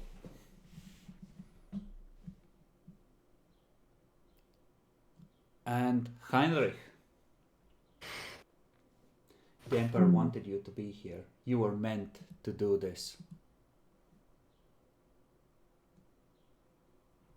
Attack with the chain axe, half aim, attack type standard, modifier +30, +20. +10 from Oh, you have a hatred demons, right? and +20 from ganging up. Absolutely. Is it correct? Yeah. Oh, nice.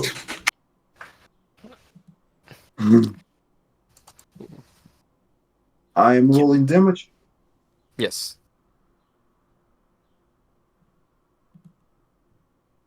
Do I get something extra for success degrees? You will. How many faith-related perks do you have? I think none. Anything with like faith, unshakable faith, etc. in its name? I'm looking for fluff, not. Why haven't you put it under talents and traits? Every talent you've picked up. Why is it only in the in there? That is I don't have anything faith related. okay, but like okay, you see the above your weapons, talents and traits areas. Like you should fill those with the talents you've taken, like Blade Master, Fearless, etc. So they're Easier to see. I'm just putting everything into advancements. that will not work if we keep playing with these characters later on at some point. Like it'll get to be way Okay. too much. These are still Yeah, baby acolytes. Like this is your first deployment, right? If you put on talents and traits, you can just put name, and after that, like short few words description, like Or page. oh, Even. paranoia +2 to initiative. So it gets easier to remember when you have a lot of things on your character. Okay, so you don't have any. You rolled a crit 1.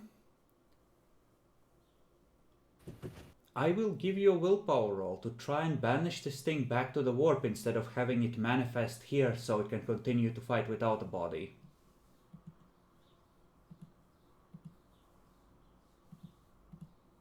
Didn't work out.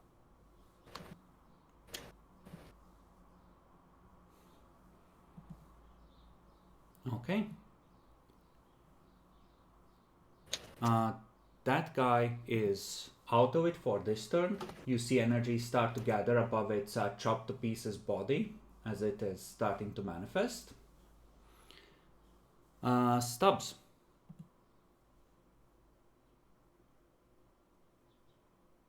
Stubbs stepped away.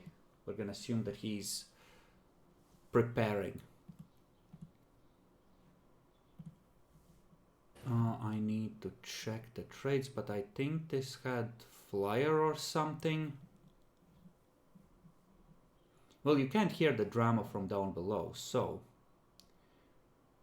As you glance behind, you see that 2 of the lesser demons from below, perhaps trying to escape from the Inquisitor, have climbed up and are standing over Otto, who is just now stood up and recovering his senses, looking at both of them, who are about to, well, you know the meme about the 5 black guys and the little blonde girl.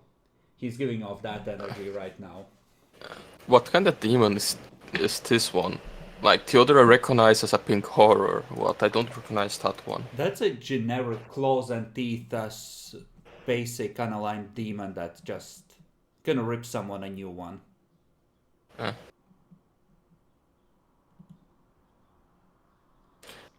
But yeah, the pink horror is dangerous. When you kill them, they turn into true blue horrors. This book does not make that distinction, I'm pretty sure. Ah, so sad. I know, right? Like, 2nd edition did. That was fun.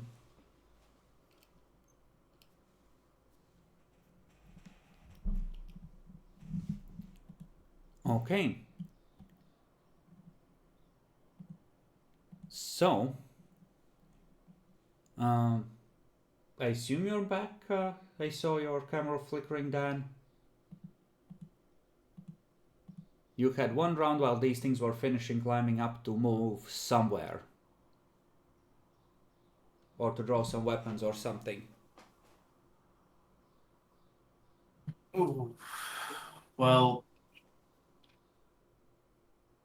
I suppose I'd move here.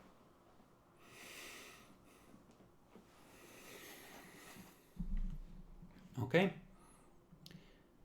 Then we go to the top of the round. This is now the situation, Leith.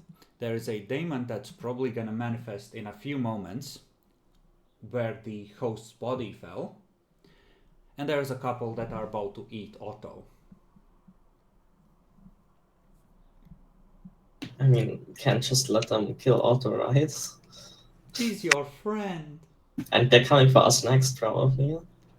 Probably.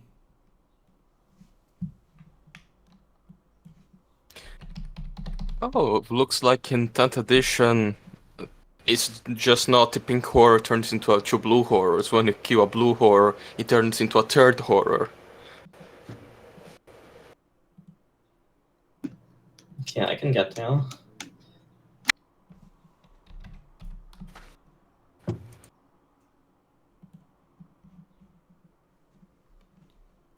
Okay, that's half move, I think. I guess. Should be anyway. I'm sorry, I'm looking up what primitive does for myself because... Yeah, Let's no, try it to is. sanctify It's scuffed. Okay, primitive sucks. Yes. Alright, so you want to chop a bitch, I assume.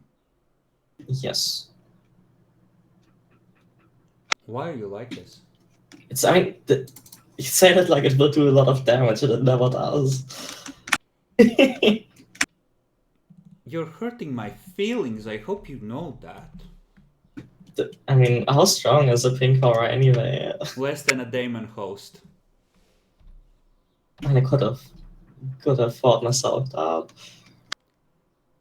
You hurt it. Jeremiah! These might not be immune to fire. Yeah, I'll try to keep position when this demon returns, so I will just burn them with the Emperor's Flame.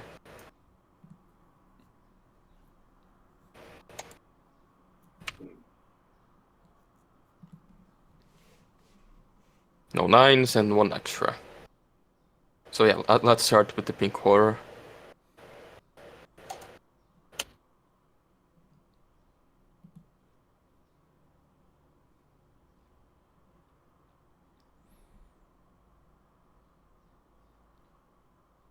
Nice.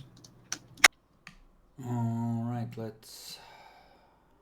Yeah, probably should try to dodge warp fire. 14, that bypasses demonic toughness. Oh yeah, no, it's... That hurt. Like it got fucked up. Heinrich. Charge into the the closest demon. You would have to charge through stubs. I thought charge doesn't work through. No, you can move around. It's only as long Well- as your last 3 meters are in a straight line. Okay, then yeah, he has to move around, but he can move around. Yeah. Absolutely. Okay, charge it this time. Okay, I think I put too many points into probability of hitting demon in melee. Although I You should always have would get actually fucked rolled with the these dice. things into initiative. You know. Okay, where is... Okay, hit. No aim. Attack type, charge. Modifier. There are 2 people next to the demon, and I Otto have does not painted have a demons. melee weapon out. Otto is on the ground, so only +10. And He stood then up you're. on the last round, but he. Oh, he has stood actually- up? Yeah. Okay. So it's not quite that bad. But he has a bolt pistol out, not a melee weapon. Yeah, Okay, but so plus 20. yeah. Okay. Chop chop. And now damage.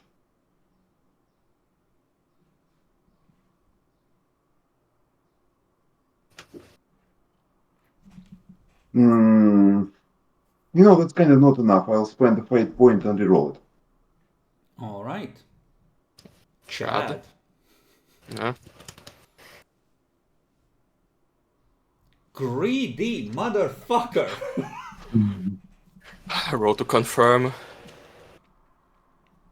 Man, there are lots of 10s this session. Sadly it doesn't confirm. Okay. Okay, so 4 gets soaked. No, 8 gets soaked because demonic toughness. This isn't a demonic. secondary weapon. 8 gets soaked. 8 goes through. The demon is in criticals, but not dead yet.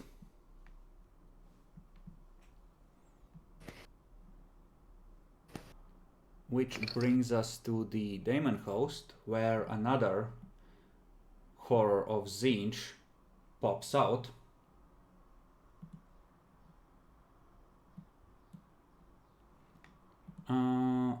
Otto. I think I made Otto paranoid.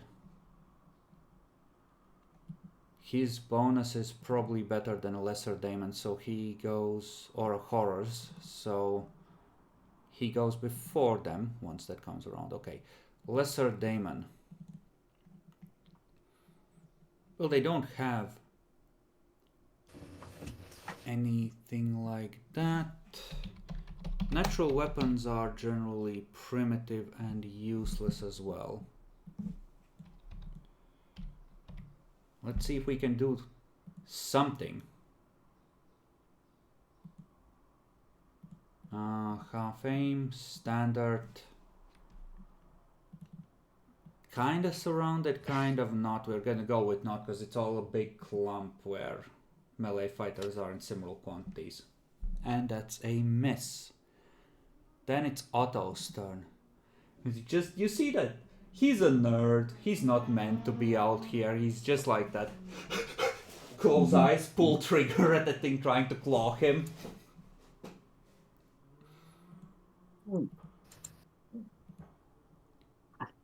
Semi-auto was a full action, I think.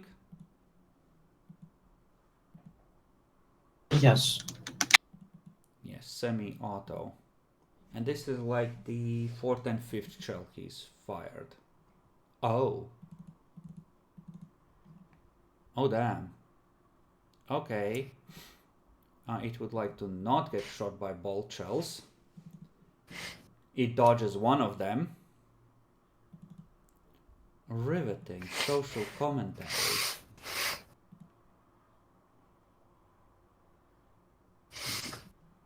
Are you... You know what? Otto 2 considers that to be not good enough. He will reroll the damage. Into a 10. Look at that. It's improvement. 2 extra damage to the enemy instead of just 1. Okay. Actually, I need to double check. Yes. Okay, he dealt 2 damage to it. And then it's Horrors of Zinj.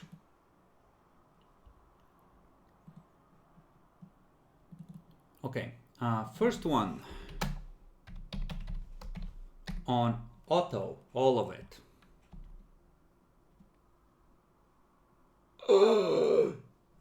He fails to summon the power! And who downed the Daemon Host's body? That was Heinrich, right? Yes. Okay, the demon that used to be in that host body is gonna launch all of his attacks on Heinrich. Which is 3 bolts.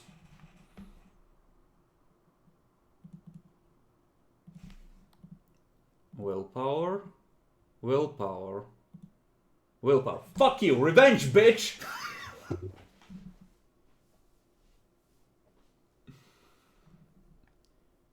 Hello, darkness, my old friend. Okay, how much damage do I receive? If you're gonna roll to heal, I'm gonna roll these one time. After each one, tell me if you want to heal or whatever, right?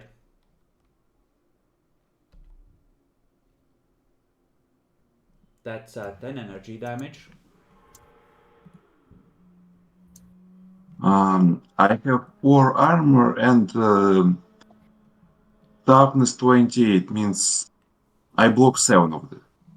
No, you block 6. You don't round 6. up. Oh, It's the full 10s. okay, so 4 damage got in. I have. Let me check. 7 left. 7 HP left. It's fine for now. Okay. That's another 6. I have 1 1 left. HP left. Would you like to use some fate points to recover some HP instantly? Yes, I will. How it actually works? 1d5 per You fate point. Yeah. 1 fate Hmm. point, you recover 1d5. But if next attack will take me like 8 damage, it will be. Okay, let's risk it. Okay, you... No fate points? I have 2 fate points. Mm-hmm. So you're I not will gonna use spend 1. any? Okay. Yeah, Go he's ahead got then. his. Yeah. You need to... Yeah, you need to decide that before... before I The roll the damage is rolled. damage. Yeah. So 4 HP. And you take 3. 3? Yeah? So Okay, you 1 are HP. left at 1 HP. Everything's fine. Everything's fine. Everything is fine. Alright, then that takes us to Stubbs. You are currently Okay. in melee because those things do have claws. Listen, I mean, you can step away and just blast. It'll just, take swing at you. Might not be that bad. And it's primitive, so unlikely it will do much. You assume. Yeah, I assume it's primitive. I'm going to move here and step away this way. Well, I have bad news for you. The claws of You would- actual horrors are energy damage and not primitive. They're But creatures if you of flame. If he moves here, can he shoot this, or because he's in melee with this one, he can't shoot? Yeah, no, he would have to move like here. Yeah, Or here there, or here. Yeah. If that's the case, I'll move here because gotta protect Ardo, I guess. No extra modifiers. Miss. Okay, Do you time to have bang. the holy shells loaded? No, it's not in the barrel at the moment. Next round it will be. Alright.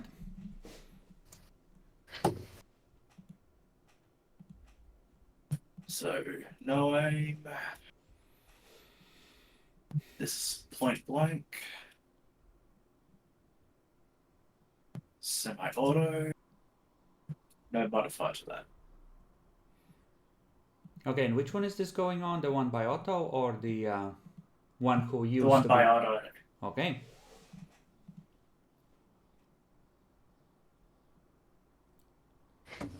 Go ahead. I'm pretty sure that one or the... Actually, no, it's its front has come around again, so it will try to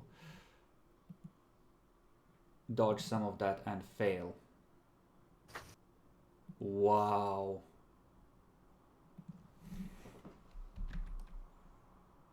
Okay. -6, I'm pretty sure, is not lethal on anything, more or less. So, however, actually it has to roll warp instability because it did not damage anyone on this round, I'm pretty sure, or cause insanity or any other bullshit. So, energy critical's body, I think, is how I'm supposed to resolve this. So it takes 2 points of damage for warp instability. I might be, you know, rolling this the wrong way, but fuck it. And the lesser daemon should roll for warp instability as well, because it failed to do damage, and that is some more damage for that as well. Okay, top of the round, Leith. Gonna attack the daemon. Okay. Snicker snack. I'll try. That. He tries to tell you that you're a bad mother for abandoning your children, but you're still deaf from the banshee howl. That is correct. Just cancel out.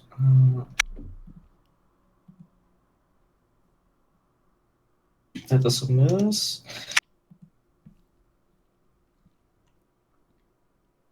It's also like a crit miss. That one isn't. I'm gonna say that you kill it. Probably roll damage. Yeah, you That's a good definitely one. kill it. It is leg on, but you drop the sanctified sword in the process.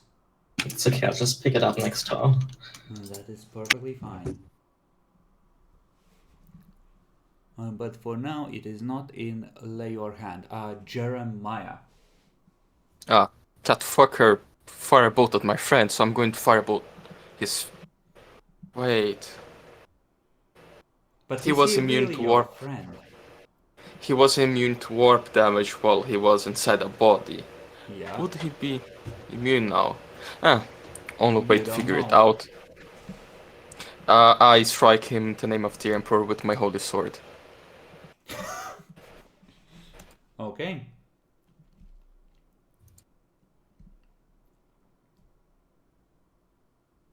Come on, damage. No damage. Well, first of all, nope. You deal 1 damage. It does no Oh. It no longer has the fat body and the ritual bindings to protect it. At least I got rid of his dodge. Heinrich. I move 1 hex and strike demon with a chain axe. Alrighty. Swing. No aim, standard attack, plus 20 modifier. Hit damage 13. It's okay. Has 8 soak, so yeah, that's like 5. Yeah, 5 damage. And that takes us to the lesser daemon.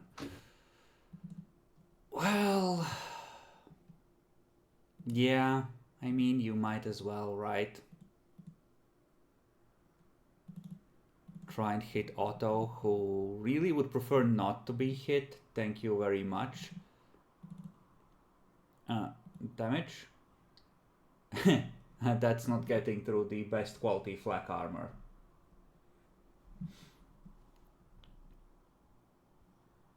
Which brings us to Otto, who is running low on ammo in his bolt pistol, but you know what? The Emperor gave humanity two things to defend itself: faith and firearms. And faith is kind of unreliable sometimes. A good gun, however.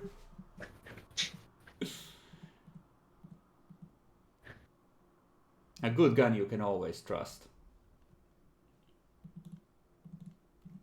You can do both if you join the crazy American gun church in Korea.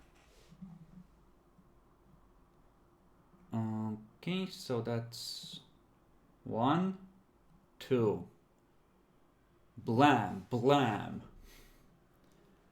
Soaks 8, so that's 3 that go through. And 5 that go through.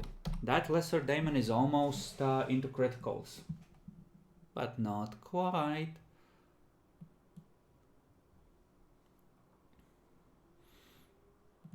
The horror that crawled out of the daemon host is hissing at you, but it might have not been allowed to touch you for whatever reason. Heinrich, on the other hand, I'm sorry, Heinrich, but you're hitting it again, doing real damage to it again, making it bleed its own blood again, and you already debodied it. You are high on the shit list. Luckily for you, it's only 1. I want to use parry because we are in close range. Can't. It's a psychic power. Yeah, psychic power. If it It's was just a pistol, bullshit. I would let you, but Yeah. you can attempt to dodge, however. Fuck, should have invested in dodge instead. Almost. Oh, he misses anyways. He misses. And Stubbs. Okay. Pew pew. Which one? This one. Ah, yes. Excellent.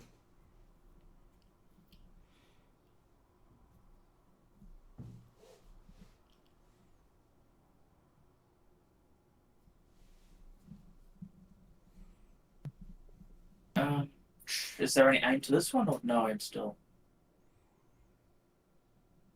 Oh, what do you mean? Like, it's in melee, but like you can take your full action to do your whatever your normal setup is.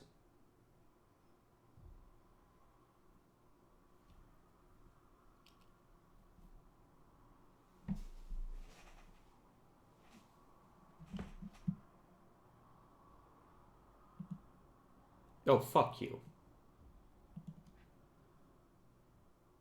I think that's 6 hits. 3 extra for scatter, and 3 for the basic and extra on semi-auto. And these are sanctified shells, right? Correct. Oh my fucking god, you piece of shit. Roll to confirm twice.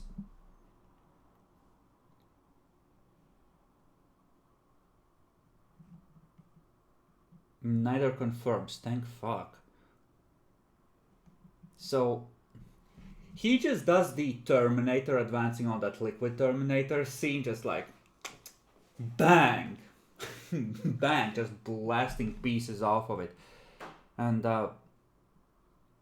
I think honestly, with as much damage as is on the board, he just disassembles it. Like it's gone. He just blasts it into pieces.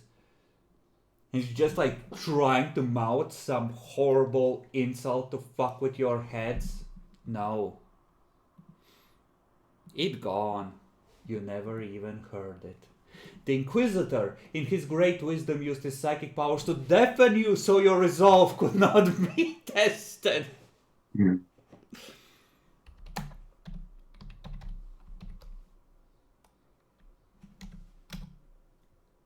Ah, lovely, more phenomena.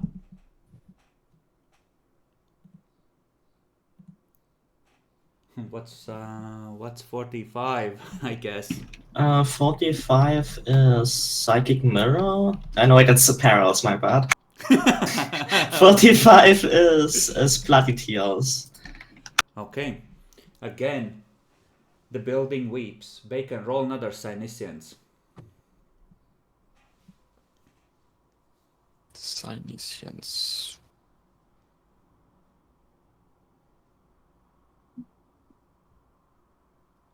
I'm just closing my mind to the warp, so I'm more focused this is on the gonna be Emperor. better. Take a 1d5 insanity. You see the shape of the thing to come, but you can't speak it because it hasn't happened to you yet. There's a part of you screaming inside that sees ahead of how this event was always meant to turn out.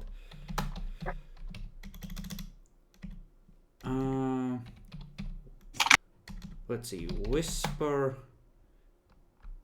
T.S. Bacon.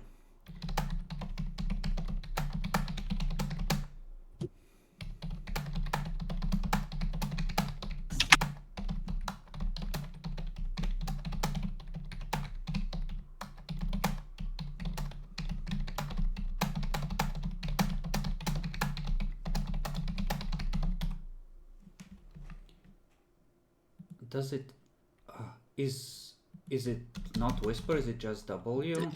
It's just W. Yeah, it's just W.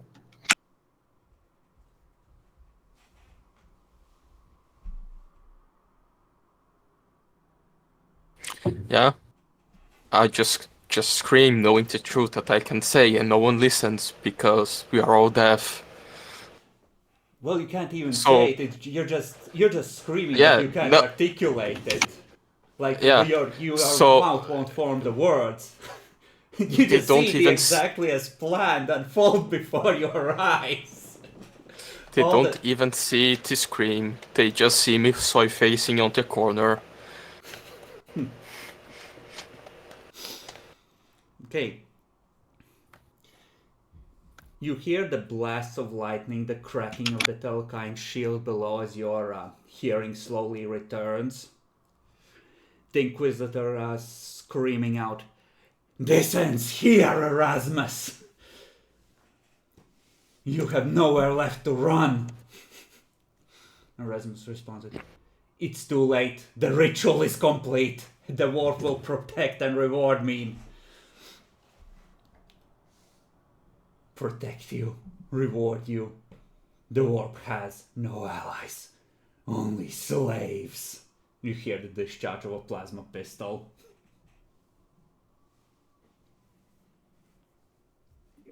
What would the party like to do?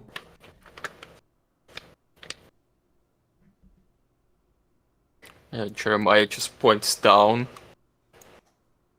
We must go.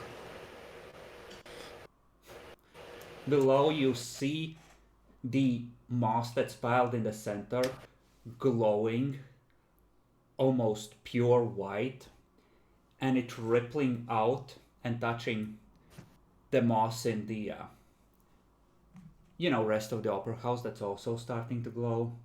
And you remember that all the moss is connected. The demon is being summoned into the moss, which is spread across the planet.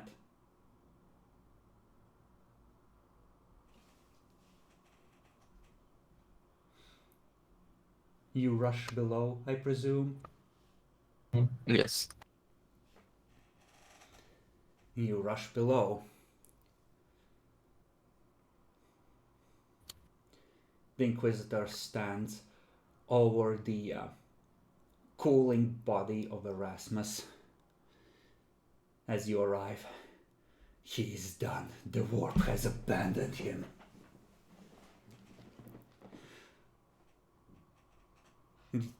The madness seems to clear. Oh no. He's right. It's coming through. Quickly, get the moss out of the circle! Yeah, that just follows his orders. and I start praying, please Navy arrive, please Navy arrive, please Navy arrive.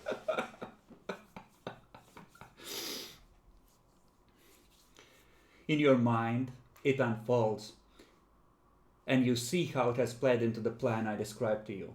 All the blood spilled by the Inquisitor, all the people he left behind or used up or got killed in this mad quest. You know that in the warp, time isn't always linear. Things can come before their normal cause, even before the intent to do a thing. Sometimes components can be put into place. Okay, everyone. You have done a lot of killing and fighting, and this is a bad place. Let's see. Dan, you're already infected. Take a 1d10 of corruption points. The rest of you, flat willpower and toughness checks to resist being infected by the moss.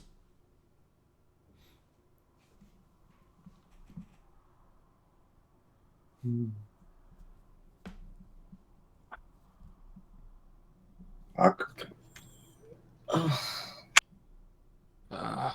Willpower.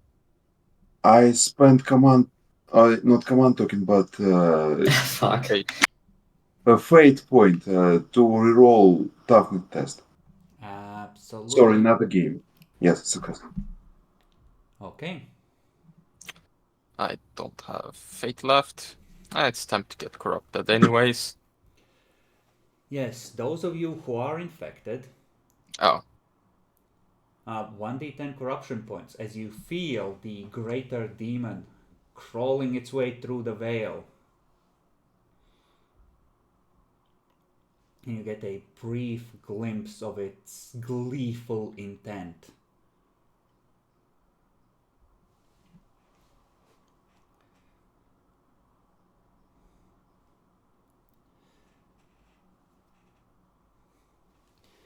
Outside, you hear the sound of gunfire as the zombie horde starts to advance again, rushing to prevent you from doing something. I try to speak about the vision. Can I articulate it now? No? Yeah, I just look at the body, like trying to say something. You see the body slowly starting to raise in midair in a T pose. Inquisitor just looks at it. No! The sigils on his body, he's been abandoned! What is the meaning of this? You, Bacon, can see clearly the greater demon is using telekinesis through the veil to pull it up to make it look like a thing is still happening.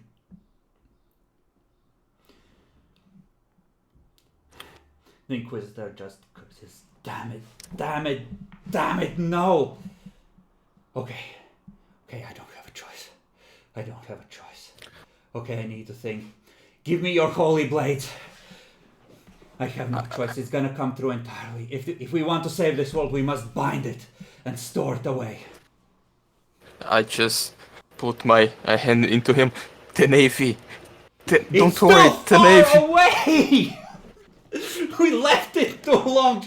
Your sword, Jeremiah, we don't have a choice! Are you a servant of the Inquisition or a mewling child? Give me your sword! I just... Leaf, your sword! I'll give it to him. I don't give it to me. I'm just... You fool! Oh, We no. need both for the sure binding! I give him my 2 remaining sanctified bolt shells. Okay, yeah, he's gonna take those. He starts using bio-lightning to fuse them down and just trace them as lines of metal into the skin of Erasmus, who he has dragged in the middle of the circle. I have 9 shells to hand over. Jeremiah, you fucking coward! Slow down the horde! Go! It's the plan. The plan. You can't say it! And You he starts. can't say it! You just see the angel and the bird-like Skeksis-like face peeking through the mask as it pulls it down for a moment and just grinning at you. Yes, my toy. Do we have- Yes. Do we have any communication devices? We have microbeads. No, any like. There's still people outside, right? They are outside, but there's zombies starting to coming through side entrances and windows, Yeah. etc. But the people in the chimeras outside, they have long-range communications. Well, there's a voxcaster or two in the group for sure. Yeah. Okay.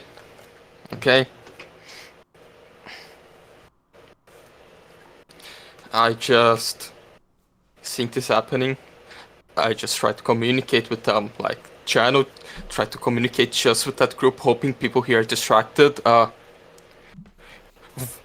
This is Whisper 3 Voxcast to the palace and send it back to the Navy. It's over. They must do it when they arrive. There's no choice. The Inquisitor just means, belay that. Leith, Heinrich, arrest Jeremiah. The demons have driven him mad.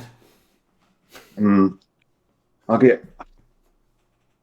Where is Jeremiah again? Here.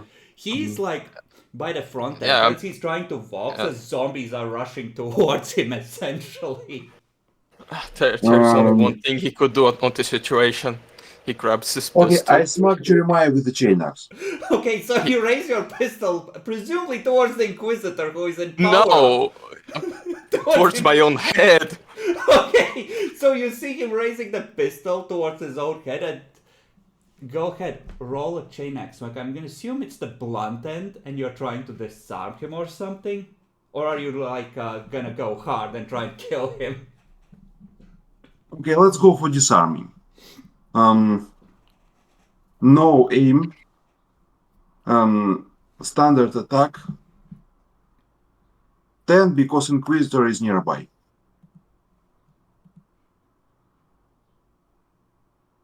Success. Yeah, I'll dodge. No, I don't dodge. Okay, so you raise the gun towards your own head, the axe blunt end comes and smacks it out of your hand. The daemon grins, and for a moment you see all this careful weaving of fate, the hints, the faith. It could never have come across using a random cultist.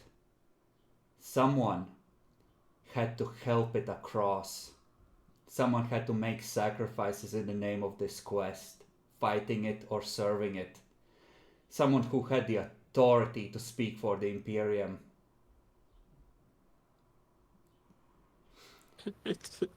Jeremiah is just crying to ground on his knees. It was his plan. The others are fighting the zombies. Heinrich is tackling him to the ground.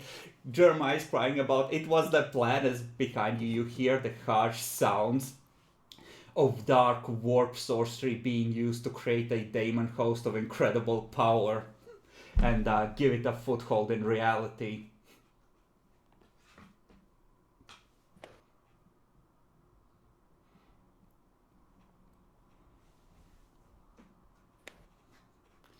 And the zombies, they, strangely enough, you can see them slowing down as the ritual nears its completion. They were never enough to overwhelm you, even with as few of you as there were left. Mauger has it the hardest. The zombies keep swarming him, keep him distracted, but the rest of you, you can see it. Like a cruel butcher that shows the sheep the knife just before the slice when nothing can be changed anymore. As behind you, you hear the final words of the ritual be finished, and the Inquisitor mutter almost in a whisper, "It's done. The Emperor help us all."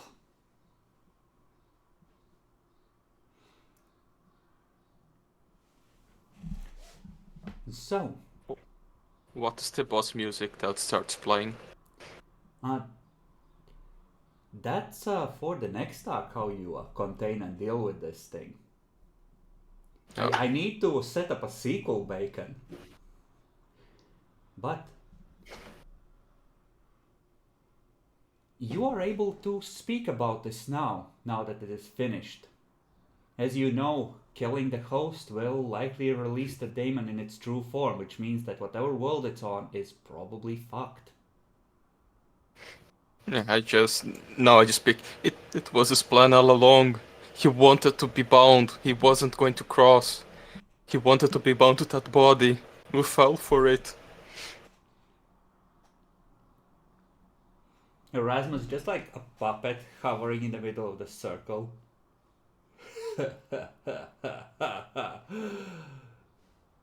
I assume we're going to Titan, Master. Visitor just looks at it. You just see the dull blood has drained from his face. No, I don't believe you. This was my mission! I stopped him! It is trapped! It will be trapped forever! The daemon is just laughing. In that slow, deliberate, mocking laugh. Always just barely quick enough to catch me.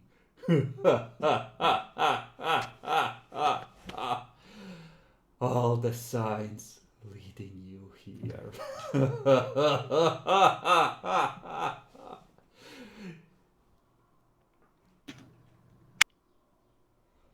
Don't worry, Master. I will serve you well.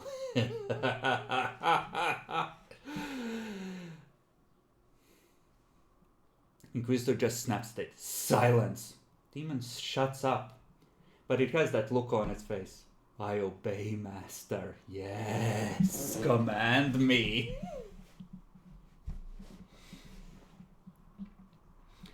And it is probably here that we are gonna move into the epilogue section. I'm not sure if we want to. We have enough time. We can do an epilogue section today, not spend an entire session on it. So, welcome to Fighting Tzeentch. It was all according to plan. No matter the outcome, you always say it's according to plan. Which one is the correct one? You don't know. He just tells you it's the correct one. No, clearly the Daemon's version is that the Inquisitor was led here by his nose away from the other Inquisitors to chase this one target who conveniently escaped from Malphite. Discovered all this mess here and just had the library he needed with him to do all this shit. Honestly, and Jeremiah said, and much more in character as well, the way he just didn't try to shoot or stop the thing because he wasn't sure if the vision he saw, was this is the probable outcome, he can see that, but which one the demon really wanted? Him to stop the binding or the binding to happen? That's why he just tried to tell, there should be other way. Well, that's the thing, right? At that point, the daemon was gonna come through, so your choice is bind it and try and win against whatever plan it has prepared, or have this whole world be a daemon world. Yeah, that's why I said, since day one, exterminatus. Did anyone listen Old Man Jeremiah, the smartest one of the group? No. No, we can't stop it. We shouldn't just kill our planet. I will say that, under these circumstances, if he is just taking it to inquisitorial basis to be bound and trapped forever on the moon of Titan or whatever eventually, right? That's not strictly speaking heresy, but this takes a well-behaved inquisitor to 8 on the radical scale just for resolving the situation this way. And that's with never actually using the thing. Yeah, but now it's slowly going to corrupt him and the doubt and everything else. It's going to make him... Well, yeah, no, exactly. How Yeah. do you get the Imperium's most powerful servant? But completion of the arc, everyone gets a new fate point. Hooray, I'm back to 3. It turns out that the Inquisitor had the rogue trader who has a warpsbane hull prepare a special cargo chamber with more powerful bindings to, contain a creature for transport through the warp, just in case. Because he did enough research to know that it was a possibility it ending this way. And I'm gonna say that Team Ironclad is dead. You're down to 2 teams. Team Celestial is still around. And for Puritan Inquisitors, this is enough of a reason to declare open season on your master if they hear about this. So potentially you're facing bullshit from the Inquisition. Can the file report to another Inquisitor? Do you know any? Okay, I would just have on a report made, like on his personal documents when he's captured, that is like, to other Inquisitors. Here's all the bad things my Inquisitor done. You backstabbing piece of shit. To be fair, for Inquisition using demon hosts like Pokemons is fine. It's not. The book says that this is the kind of shit that declares you like the Inquisitors will expel you and hunt you. Inquisitors hunt each other when they go too far. That's the checks and balances they have, like the only checks and balances they have, really. Yeah, like, they can use Xenos as Pokemon, but demons a bit too far. They can use demon weapons sometimes, some demon artifacts, but a whole fucking powerful demon, it's kinda iffy. The book specifically told me in the Daemon Host section, any Inquisitor who is, found to have created a Daemon Host is almost certainly gonna be declared traitor. So this is the section where you get to ask me questions about what was really going on in the arc, by the way. So if there are things you wanted to know about how things were happening and what was going on behind the scenes, now would be the perfect time to ask. I have to roll a malignancy test real quick. Roll it. And the important question I'll spend a fate point to reroll if that's okay. Absolutely, if you have one left. was the Tech-Priest Wars related or completely unrelated? They were completely unrelated. They were tech priests being autistic children. They were meant to make it more difficult from out-of-character perspective to seriously rely on the tech priests. Like, they were gonna, as long as it didn't inconvenience them too much, they were gonna support the Inquisition, but they had their own religious discussion going on that exploded into a thing. Alright, which bit numbering faction won the least significant or the most significant bit? Let's check. The Traditionalists won. Nothing from the Italian era can be trusted. Right, least significant bit wins, yes. I see you being depressed, like you have accomplished almost nothing in this arc, Dan. Welcome to Dark Heresy, it's a horror game. We'll accomplish a lot. Well, you saved an Imperial world, for now. You pushed the final Nightfall back by another day. Congratulations. Whether any of this would have happened and Inquisitor wasn't always going to make a choice to chase Erasmus is a different question.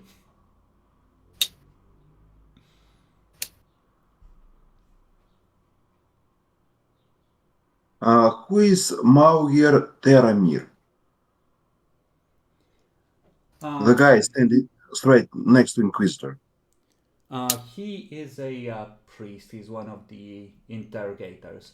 And oh boy, yeah, he's probably gonna have a big problem with what has happened here now it's turned out.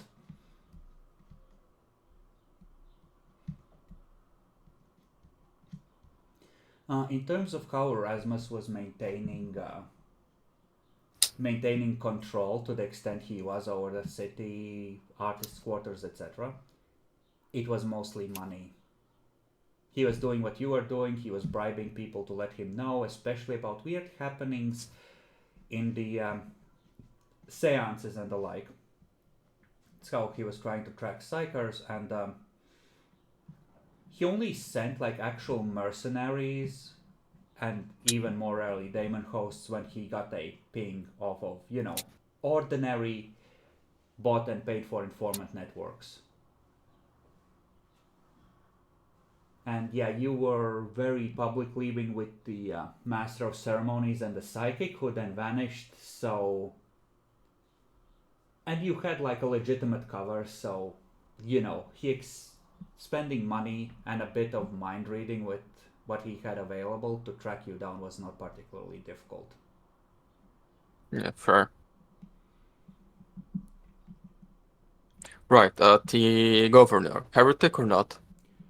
Not, but dangerously ambitious. More interested Okay. in the wealth and power of his planet than in loyalty to the Imperium. Like, you know, if he thought he could get away with it, right? Right. No secret Genisular code? Not this time, no. Okay, good. Your genes are safe. Yeah, they will never take my extra chromosomes. What happened with the random Nurgle demon? He's a puddle on the floor, melted by the Inquisitor. But now you have to contain a Lord of Change should we ever continue playing this and deal with the fallout of capturing one. Then again, like, in theory, if this dude can be safely brought to Titan where it can be safely bound, because there are vaults that hold demons trapped forever there, right? That's a big win. That's a major demon taken off the board. What caused the moss? The moss is it's a moss, it's a plant, but it's a warp-based one. It came through during the original rebellion and started growing on this side. So it's a warp creature, but a relatively harmless one. Okay, so yeah, just so people were killing each other too much, so warp weakened and just went through. Yeah, something slipped through, Okay. exactly. And one of the ways it could be weakened or fought off was actually by faith. So it wasn't complete bullshit that the Blood Blighted could be cured or redeemed through sufficient faith. It's just that, when you're murdering your fellow people for profit, you're not exactly being virtuous and faithful to the Emperor. So, your spiritual defenses are at their lowest. Also why you could roll willpower as a second line of defense, not just, toughness. Makes sense. And, why... if it had gone into the moss, it would have instantly been all over the planet and instantly inside everyone who had been infected or had gotten the tattoo. So it wouldn't have had one host, it would have had thousands.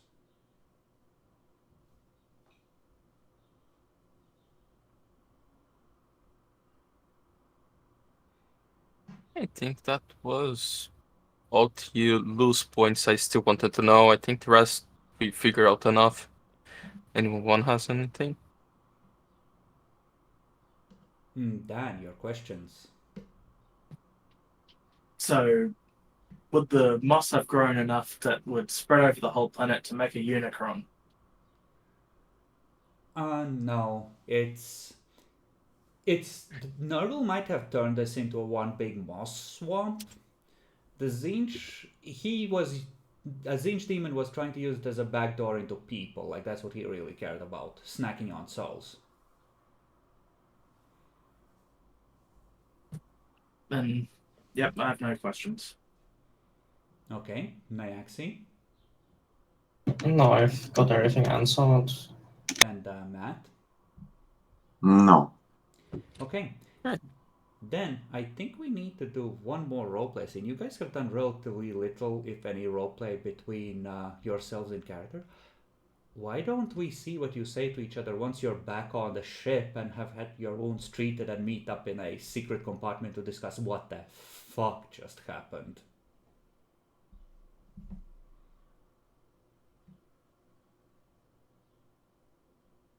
Yeah, Jeremiah is just crying in the corner, and he will not speak with anyone before unless they start the conversation. Just was that his plan, or was he fooling me? I don't know. I should kill myself.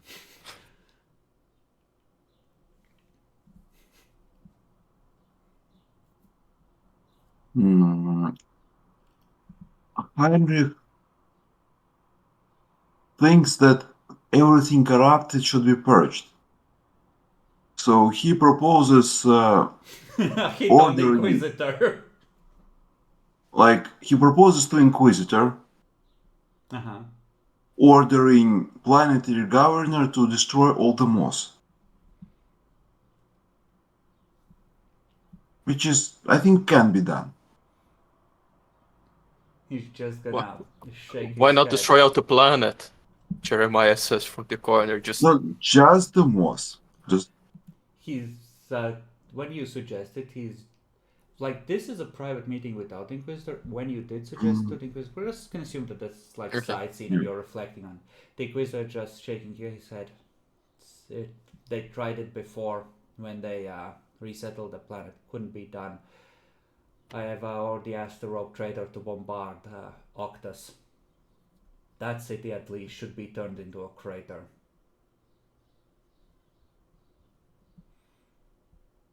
So, as you're having this conversation, you can look outside. There's a window, like near the floor. You look over the planet. You can see the faint glow and just feel through the vibrations of still firing macro cannons to, you know, dropping shell after shell on, what used to be the ritual site. yes, finally, if only we did that with the entire planet. I told everyone. We should be ready for a final answer to this issue. but then you lose the planet. You just look at the others. You guys agree with me, right? That the planet should have been destroyed before. But why destroy it now after we saved it? Huh? The moss, there's something wrong with that moss, and I'm not sure if we succeed on saving everyone. What if the thing escapes and has access to everyone to the planet? Erasmus was, by the way, covered in orange tattoos. There might be a soul left. Or that might be the enemy plan all along, and he wants the people there to die, so it strengthened the moss and his friends come through. Perhaps it was a sacrifice. Everyone who's infected and has the tattoos would feed it. And then it would break the bindings in the cargo hold and take over the ship. I don't know anything anymore. I think my judgment is impaired and I should be temporarily removed from service. I trust the Inquisitor. We will bring the host to Titan and everything will be fine. Huh? By the way, he's down to 2 trusted cells of Acolytes and 3 interrogators.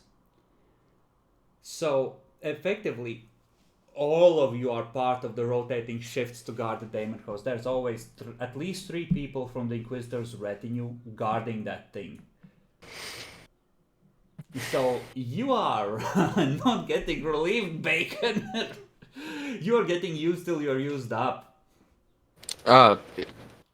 His temporary relief, it's I was speaking of, you know.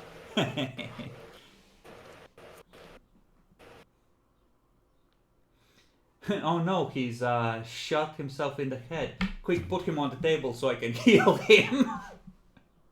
Fuck. The Inquisitor is gonna give you direct orders that you are not allowed to die until the daemon is safely stored away. Yes, sir. Now await my judgment after the operation.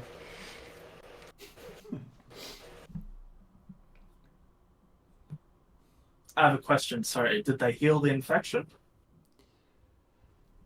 With some difficulty, yes, it appears to be gone. Speaking of which, those of you who failed the fear test badly, if any of you failed versus the Daemon Host by 4 degrees or more, you're owed 1d5 of corruption. I only felt by 2 degrees. I think most of you did reasonably well. I think it was Otto that got fucked. Yeah, he failed by 8 degrees. I wanna say.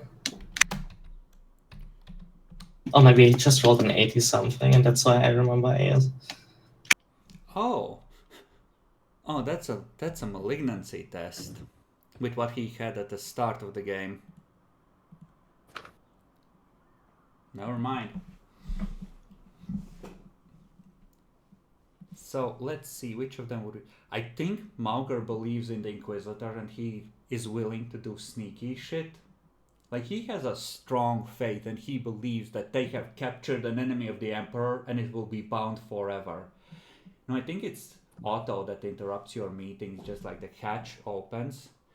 And you're meeting on your own. This could arguably be said to be kind of suspicious. Comes in and closes it behind him and sits down.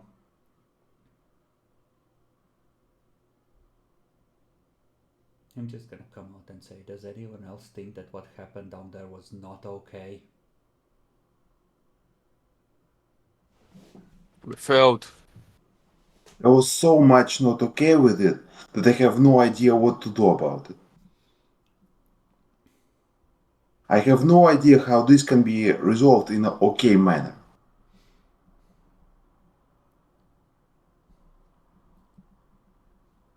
The rest of the Hard Inquisition must be informed. The Master might be tempted to hide it or manipulate it into hiding it. Like, if the others know, it will be a lot harder to do that. Oh yes, I already We started do making a have a chain report axe. in the case My I... character have a chain axe. That's important.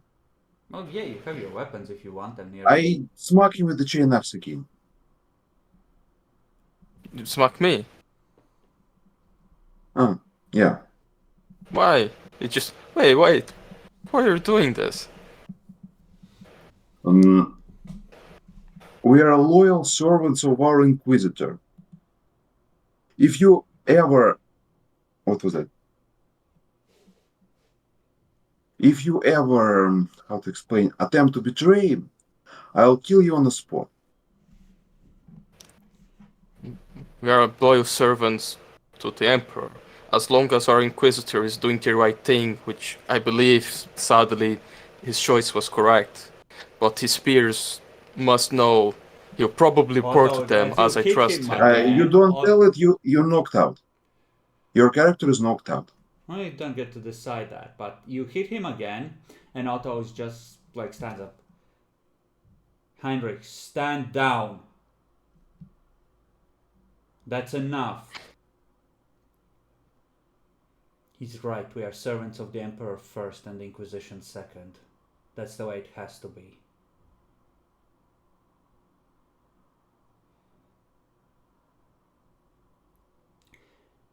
Outside the window, Bacon, you see 4 lunar-class cruisers pulling up. The Navy having arrived with sufficient firepower to have sterilized the planet. I just checked the time. About 3.5 weeks after you sent the original astropathic message. They're about 2 weeks too late. What a pity. But at least you will have an excellent escort for when you start taking this thing away from here. The downside is that the warplanes take you by way of Malphai, and Malphai is Malphai. What is Malphite? Just the most corrupt high world in the sector. I mean, It's like at Mos least it's not... Eisley, but like couple dozen billion people. Why is everything so complicated? Like, Welcome to the Emperor's service, child. At least it's not Necromunda. That place is a shithole. The Emperor bless you, Acolytes, and may the odds be ever in your favor.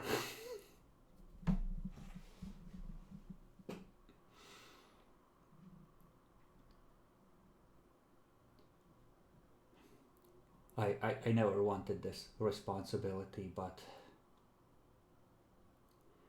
here's how it is. We must all of us be vigilant,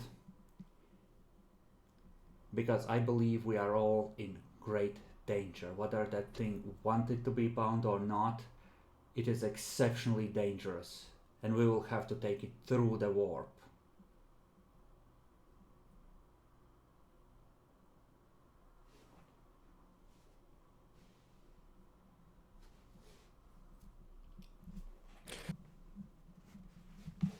Yes, there is always danger, but I believe maybe things won't be bad.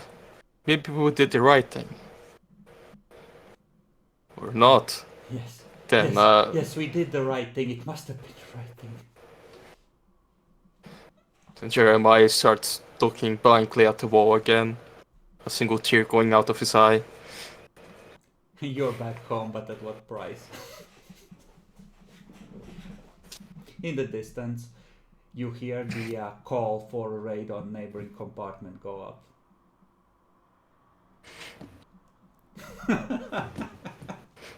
He gives a small smile. I hope cargo wins.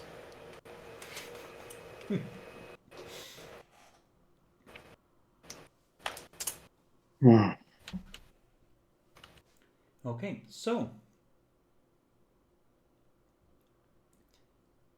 how are you feeling after the campaign? Is it did it feel thematically appropriate to wrap up in this manner? Yes, great ending. What about you, Ex- Dan? Were you satisfied with getting fucked over by Zinch? As a Diablo player originally, I'm definitely fine with this. But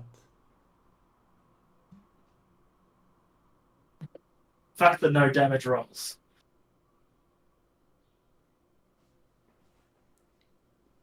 okay. Nayaxi, your thoughts?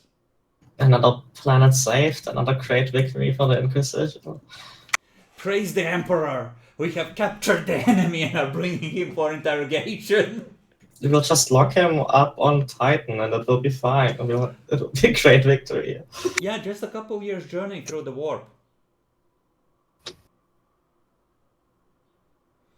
I think the plan is probably to bring the demon to Scintilla and there load him onto an inquisitorial black ship, which will be specially modified to transport it. So the most dangerous part is getting it to Scintilla. Arguably. And Matt, what about you? How is this for an introduction to the world of Warhammer? This is the most complicated, confusing, and hard to understand game I've played in my entire life. To be fair, I did kind of go hard on the confusing because I chose Zinch as your first major enemy. To be fair, I understand what's going on, like, after it happens. Yes, exactly. Like- welcome to fighting Zinch. Don't worry, to rest, we are just pretending we know what's going on. Of course I'm sequel baiting to you. I told you we might end up playing this for multiple arcs next. I have to set up the sequel. Yeah, I mean, I'm hoping we get back to it soon. Oh, you're actually drawn in. Well, yeah. Okay, good, great. And Whatever I'm did afraid happen about to vampire these children? campaign. Like, I still. It has much harder rules. Like, I mean, much more rules in it. I still can't understand how it works. So I'm afraid that since this campaign was so challenging and hard to comprehend, the vampire one will be Rules-wise, vampire is simpler. It's more free for more. Roll whatever the ST says to roll.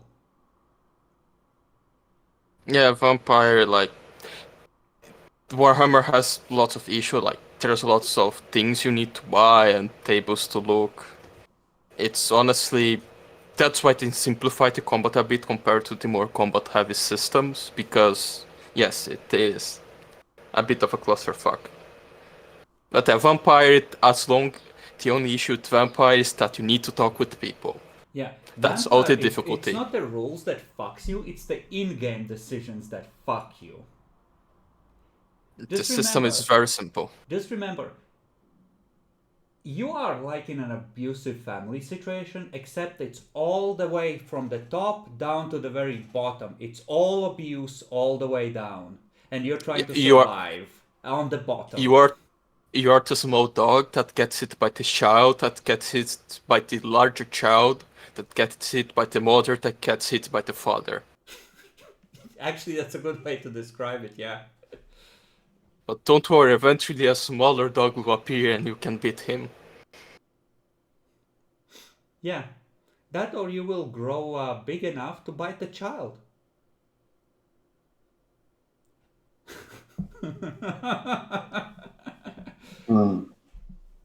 So I guess this is an important part of deciding whether we are going to continue this.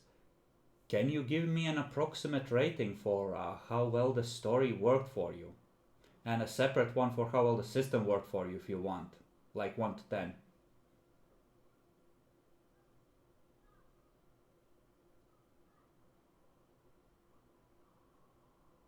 Nexi, you're always charging in with a chainsword. You can go first. I can see how brave you are. Well, I mean, I know the system already. I mean, so I don't have to rate that, right? No, if you're comfortable with the system, you don't have to. But like the campaign itself, what do you think? Like quality-wise? I think like a solid 8. Alright. 8 is good. Especially trying to ST a new system, absolutely. Yeah, the pacing and maybe using a few more lesser daemons and cultists first and then leaving the daemon host until a bit later might have been a bit better. So like, yeah, like the ramp up of tension could have been arranged a little bit more efficiently, but if it's like a constant ramp up of tension at a steady rate, it's too predictable at the same time. Like you have to jerk your players around a bit and be, like it creates a sense of unpredictability and peril. Yeah, that's also fair. Hey, what about the rest of you? Bacon?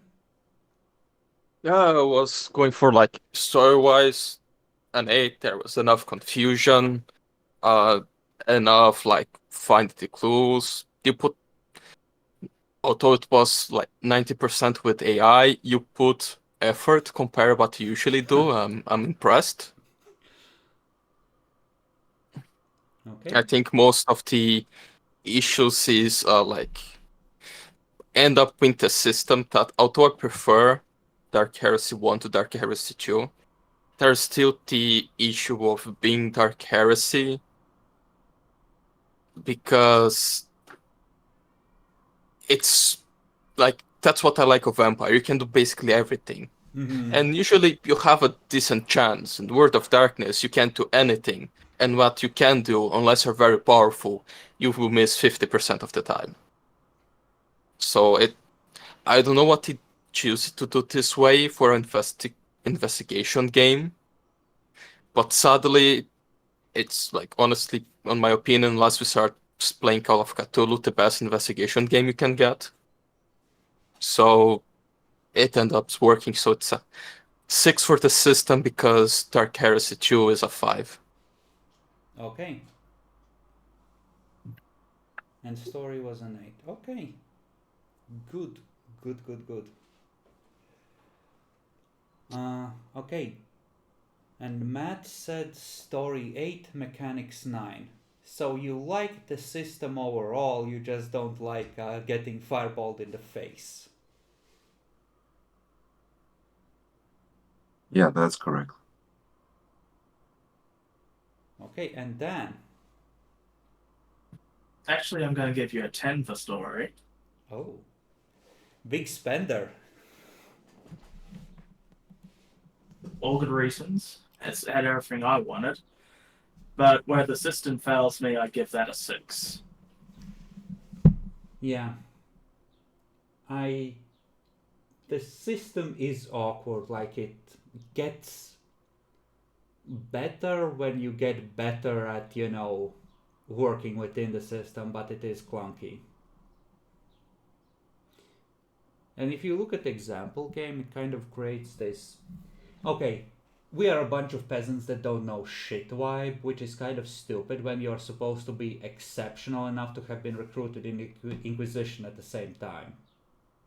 I think that's the main issue, is that they took Warhammer Fantasy Battle roleplay, which is that you are a peasant, like your starting profession is rat catcher, and it's expected that you just roll new character, always dying, until you get that one guy, it's a hero that starts leading the others.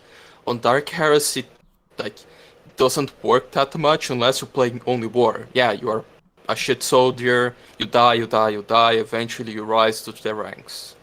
So yeah, it's a bit clunky, but there's no other option. I prefer we don't homebrew a lot, because I remember a homebrew rogue trader, and that was worse.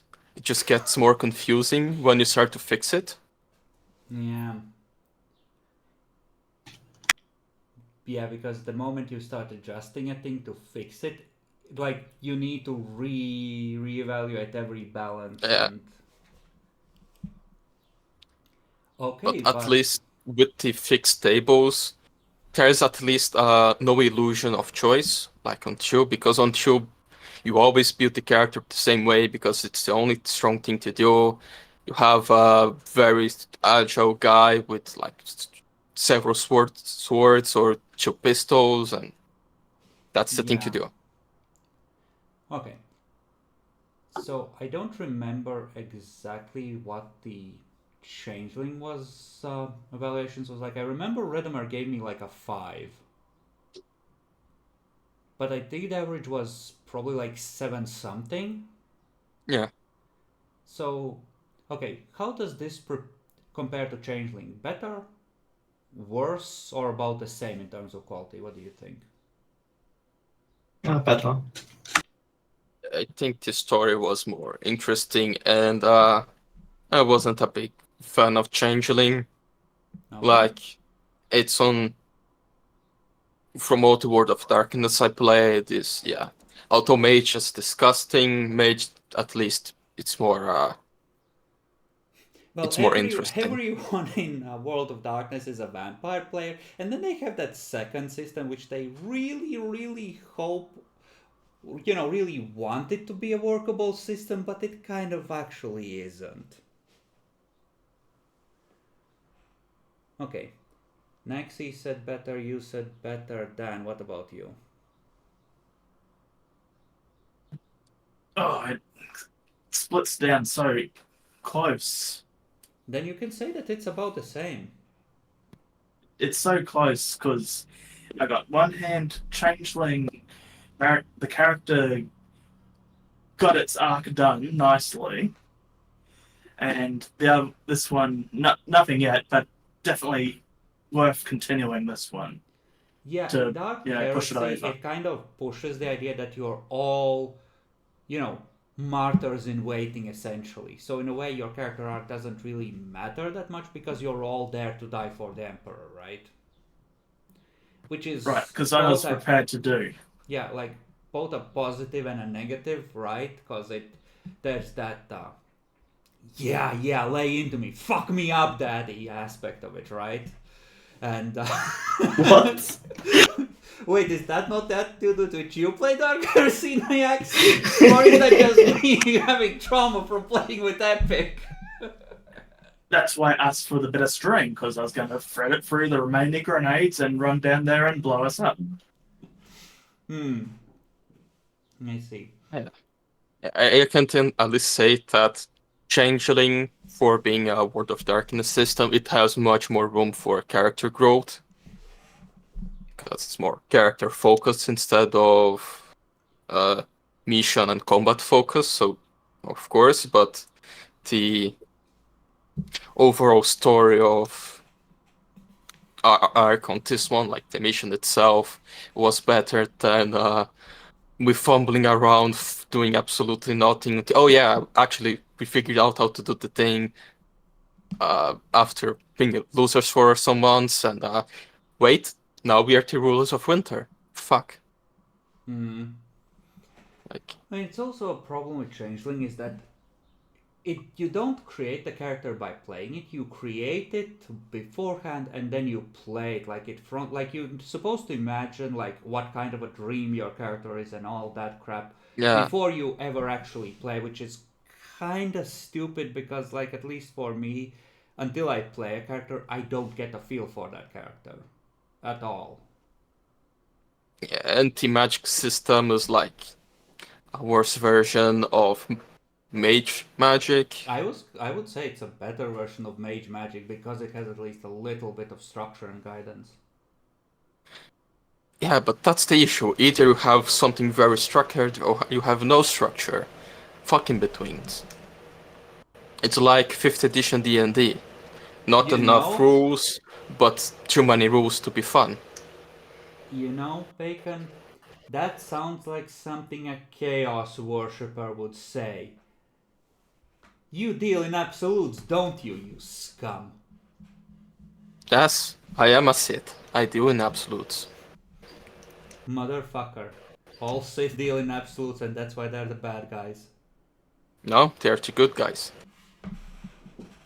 I mean, Jedi are evil. do abduct children, that is true. Okay, yes.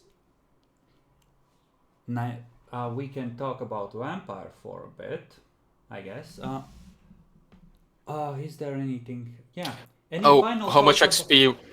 How much XP we get for finishing the campaign? Now at 400. Nice. And any final thoughts on the investigation? Can be in character, out of character, or both. I know Nyaxi believes that you have served the Emperor well. And the Inquisitor's infallible. Of course. You know, you set up to assassinate the Inquisitor. The Inquisitor unlocks your secret personality, and it's like, oh, I've been reporting to him all along, I'm the spy. Yes, my programming compels me, time to backstab the party. Why would I try to assassinate him? He has done nothing wrong. He's about to take a Cradle Demon off the board permanently. Exactly! Heinrich seems to be of a similar notion that the Inquisitor is always right, I believe.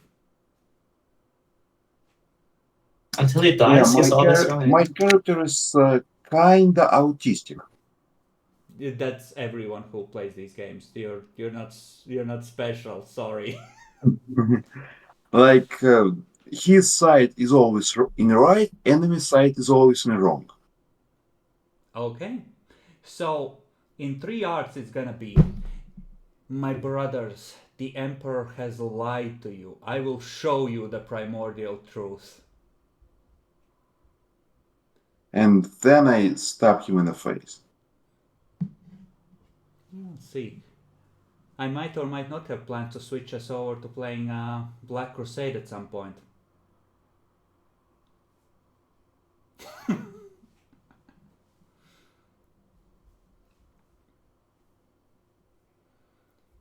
Okay. Bacon, you are eager to share your thoughts. I see you vibrating in your seat. Yeah, like, in character, like, Jeremiah is completely fucked and lost, really depressed. Like, he thinks, no, like, the Inquisitor did the right thing. But what if this was really the enemy plan? So it's like, I think, let me add, oh no, I already wrote Insanity for Division. Yeah, let me actually get give myself so much for corruption because he's adopting everything, including himself. I think it's fair. Oh, how much are you Like- thinking of? Actually, no, Uh, don't do it now. That doubt will play into how you interact with the daemon host when you're on guard, and that's when it will apply, right? We'll roleplay it out next arc. Okay. Because this makes you easier to get to, right? Yeah, like he believes in the Inquisitor. Inquisitor did the right thing, but he also thinks like we need to report to other Inquisitors because if this is the enemy plan, it's bad. But doesn't make sense. He's bound. He's going to be locked away. But what if he wants to be locked away? So he's really struggling in his own mind, like what I'm doing. And also, some of the Inquisitors, especially the super fanatical, puritanical ones, are like, Xavier, you have gone too far, prepare to die. The moment they hear something like this, right? So, like, it's not even just finding an Inquisitor, it's finding a sane one. True. And speaking of which... Yeah. 1d10. Oh. Oh, that is fitting. 1 point of insanity to the Inquisitor and 10 points of corruption. Oh, that's a malignancy test, yo. Uh-oh. Well, he had fate points left. Okay, so it doesn't manifest, but okay. And Dan, how do you and Stubbs feel about how the investigation went? Stubbs is, just neutral about it, considering how things went. But while he's guarding, he'll be thinking to himself, "We're going to need a lot of more bodies to stand up to whatever's coming." Yes, I hear there's rumblings about a 13th Black Crusade coming out of the Eye of Terror and striking. Cadia will stand. Cadia always withstands these assaults. Cadia cannot be conquered. Okay, well, I think that's a good place to leave it off. If we return to this, it's gonna be after playing something else for a bit, and it's gonna be the immediate aftermath, how to deal with this. Also, we said that some time has passed. Right before we leave, do add 1 more month's income to your sheets. Yeah, let me. I don't want to open that again, so I would just put a. And I will stop the recording here, but we will stay and make sure that we're all on the same page on VTM.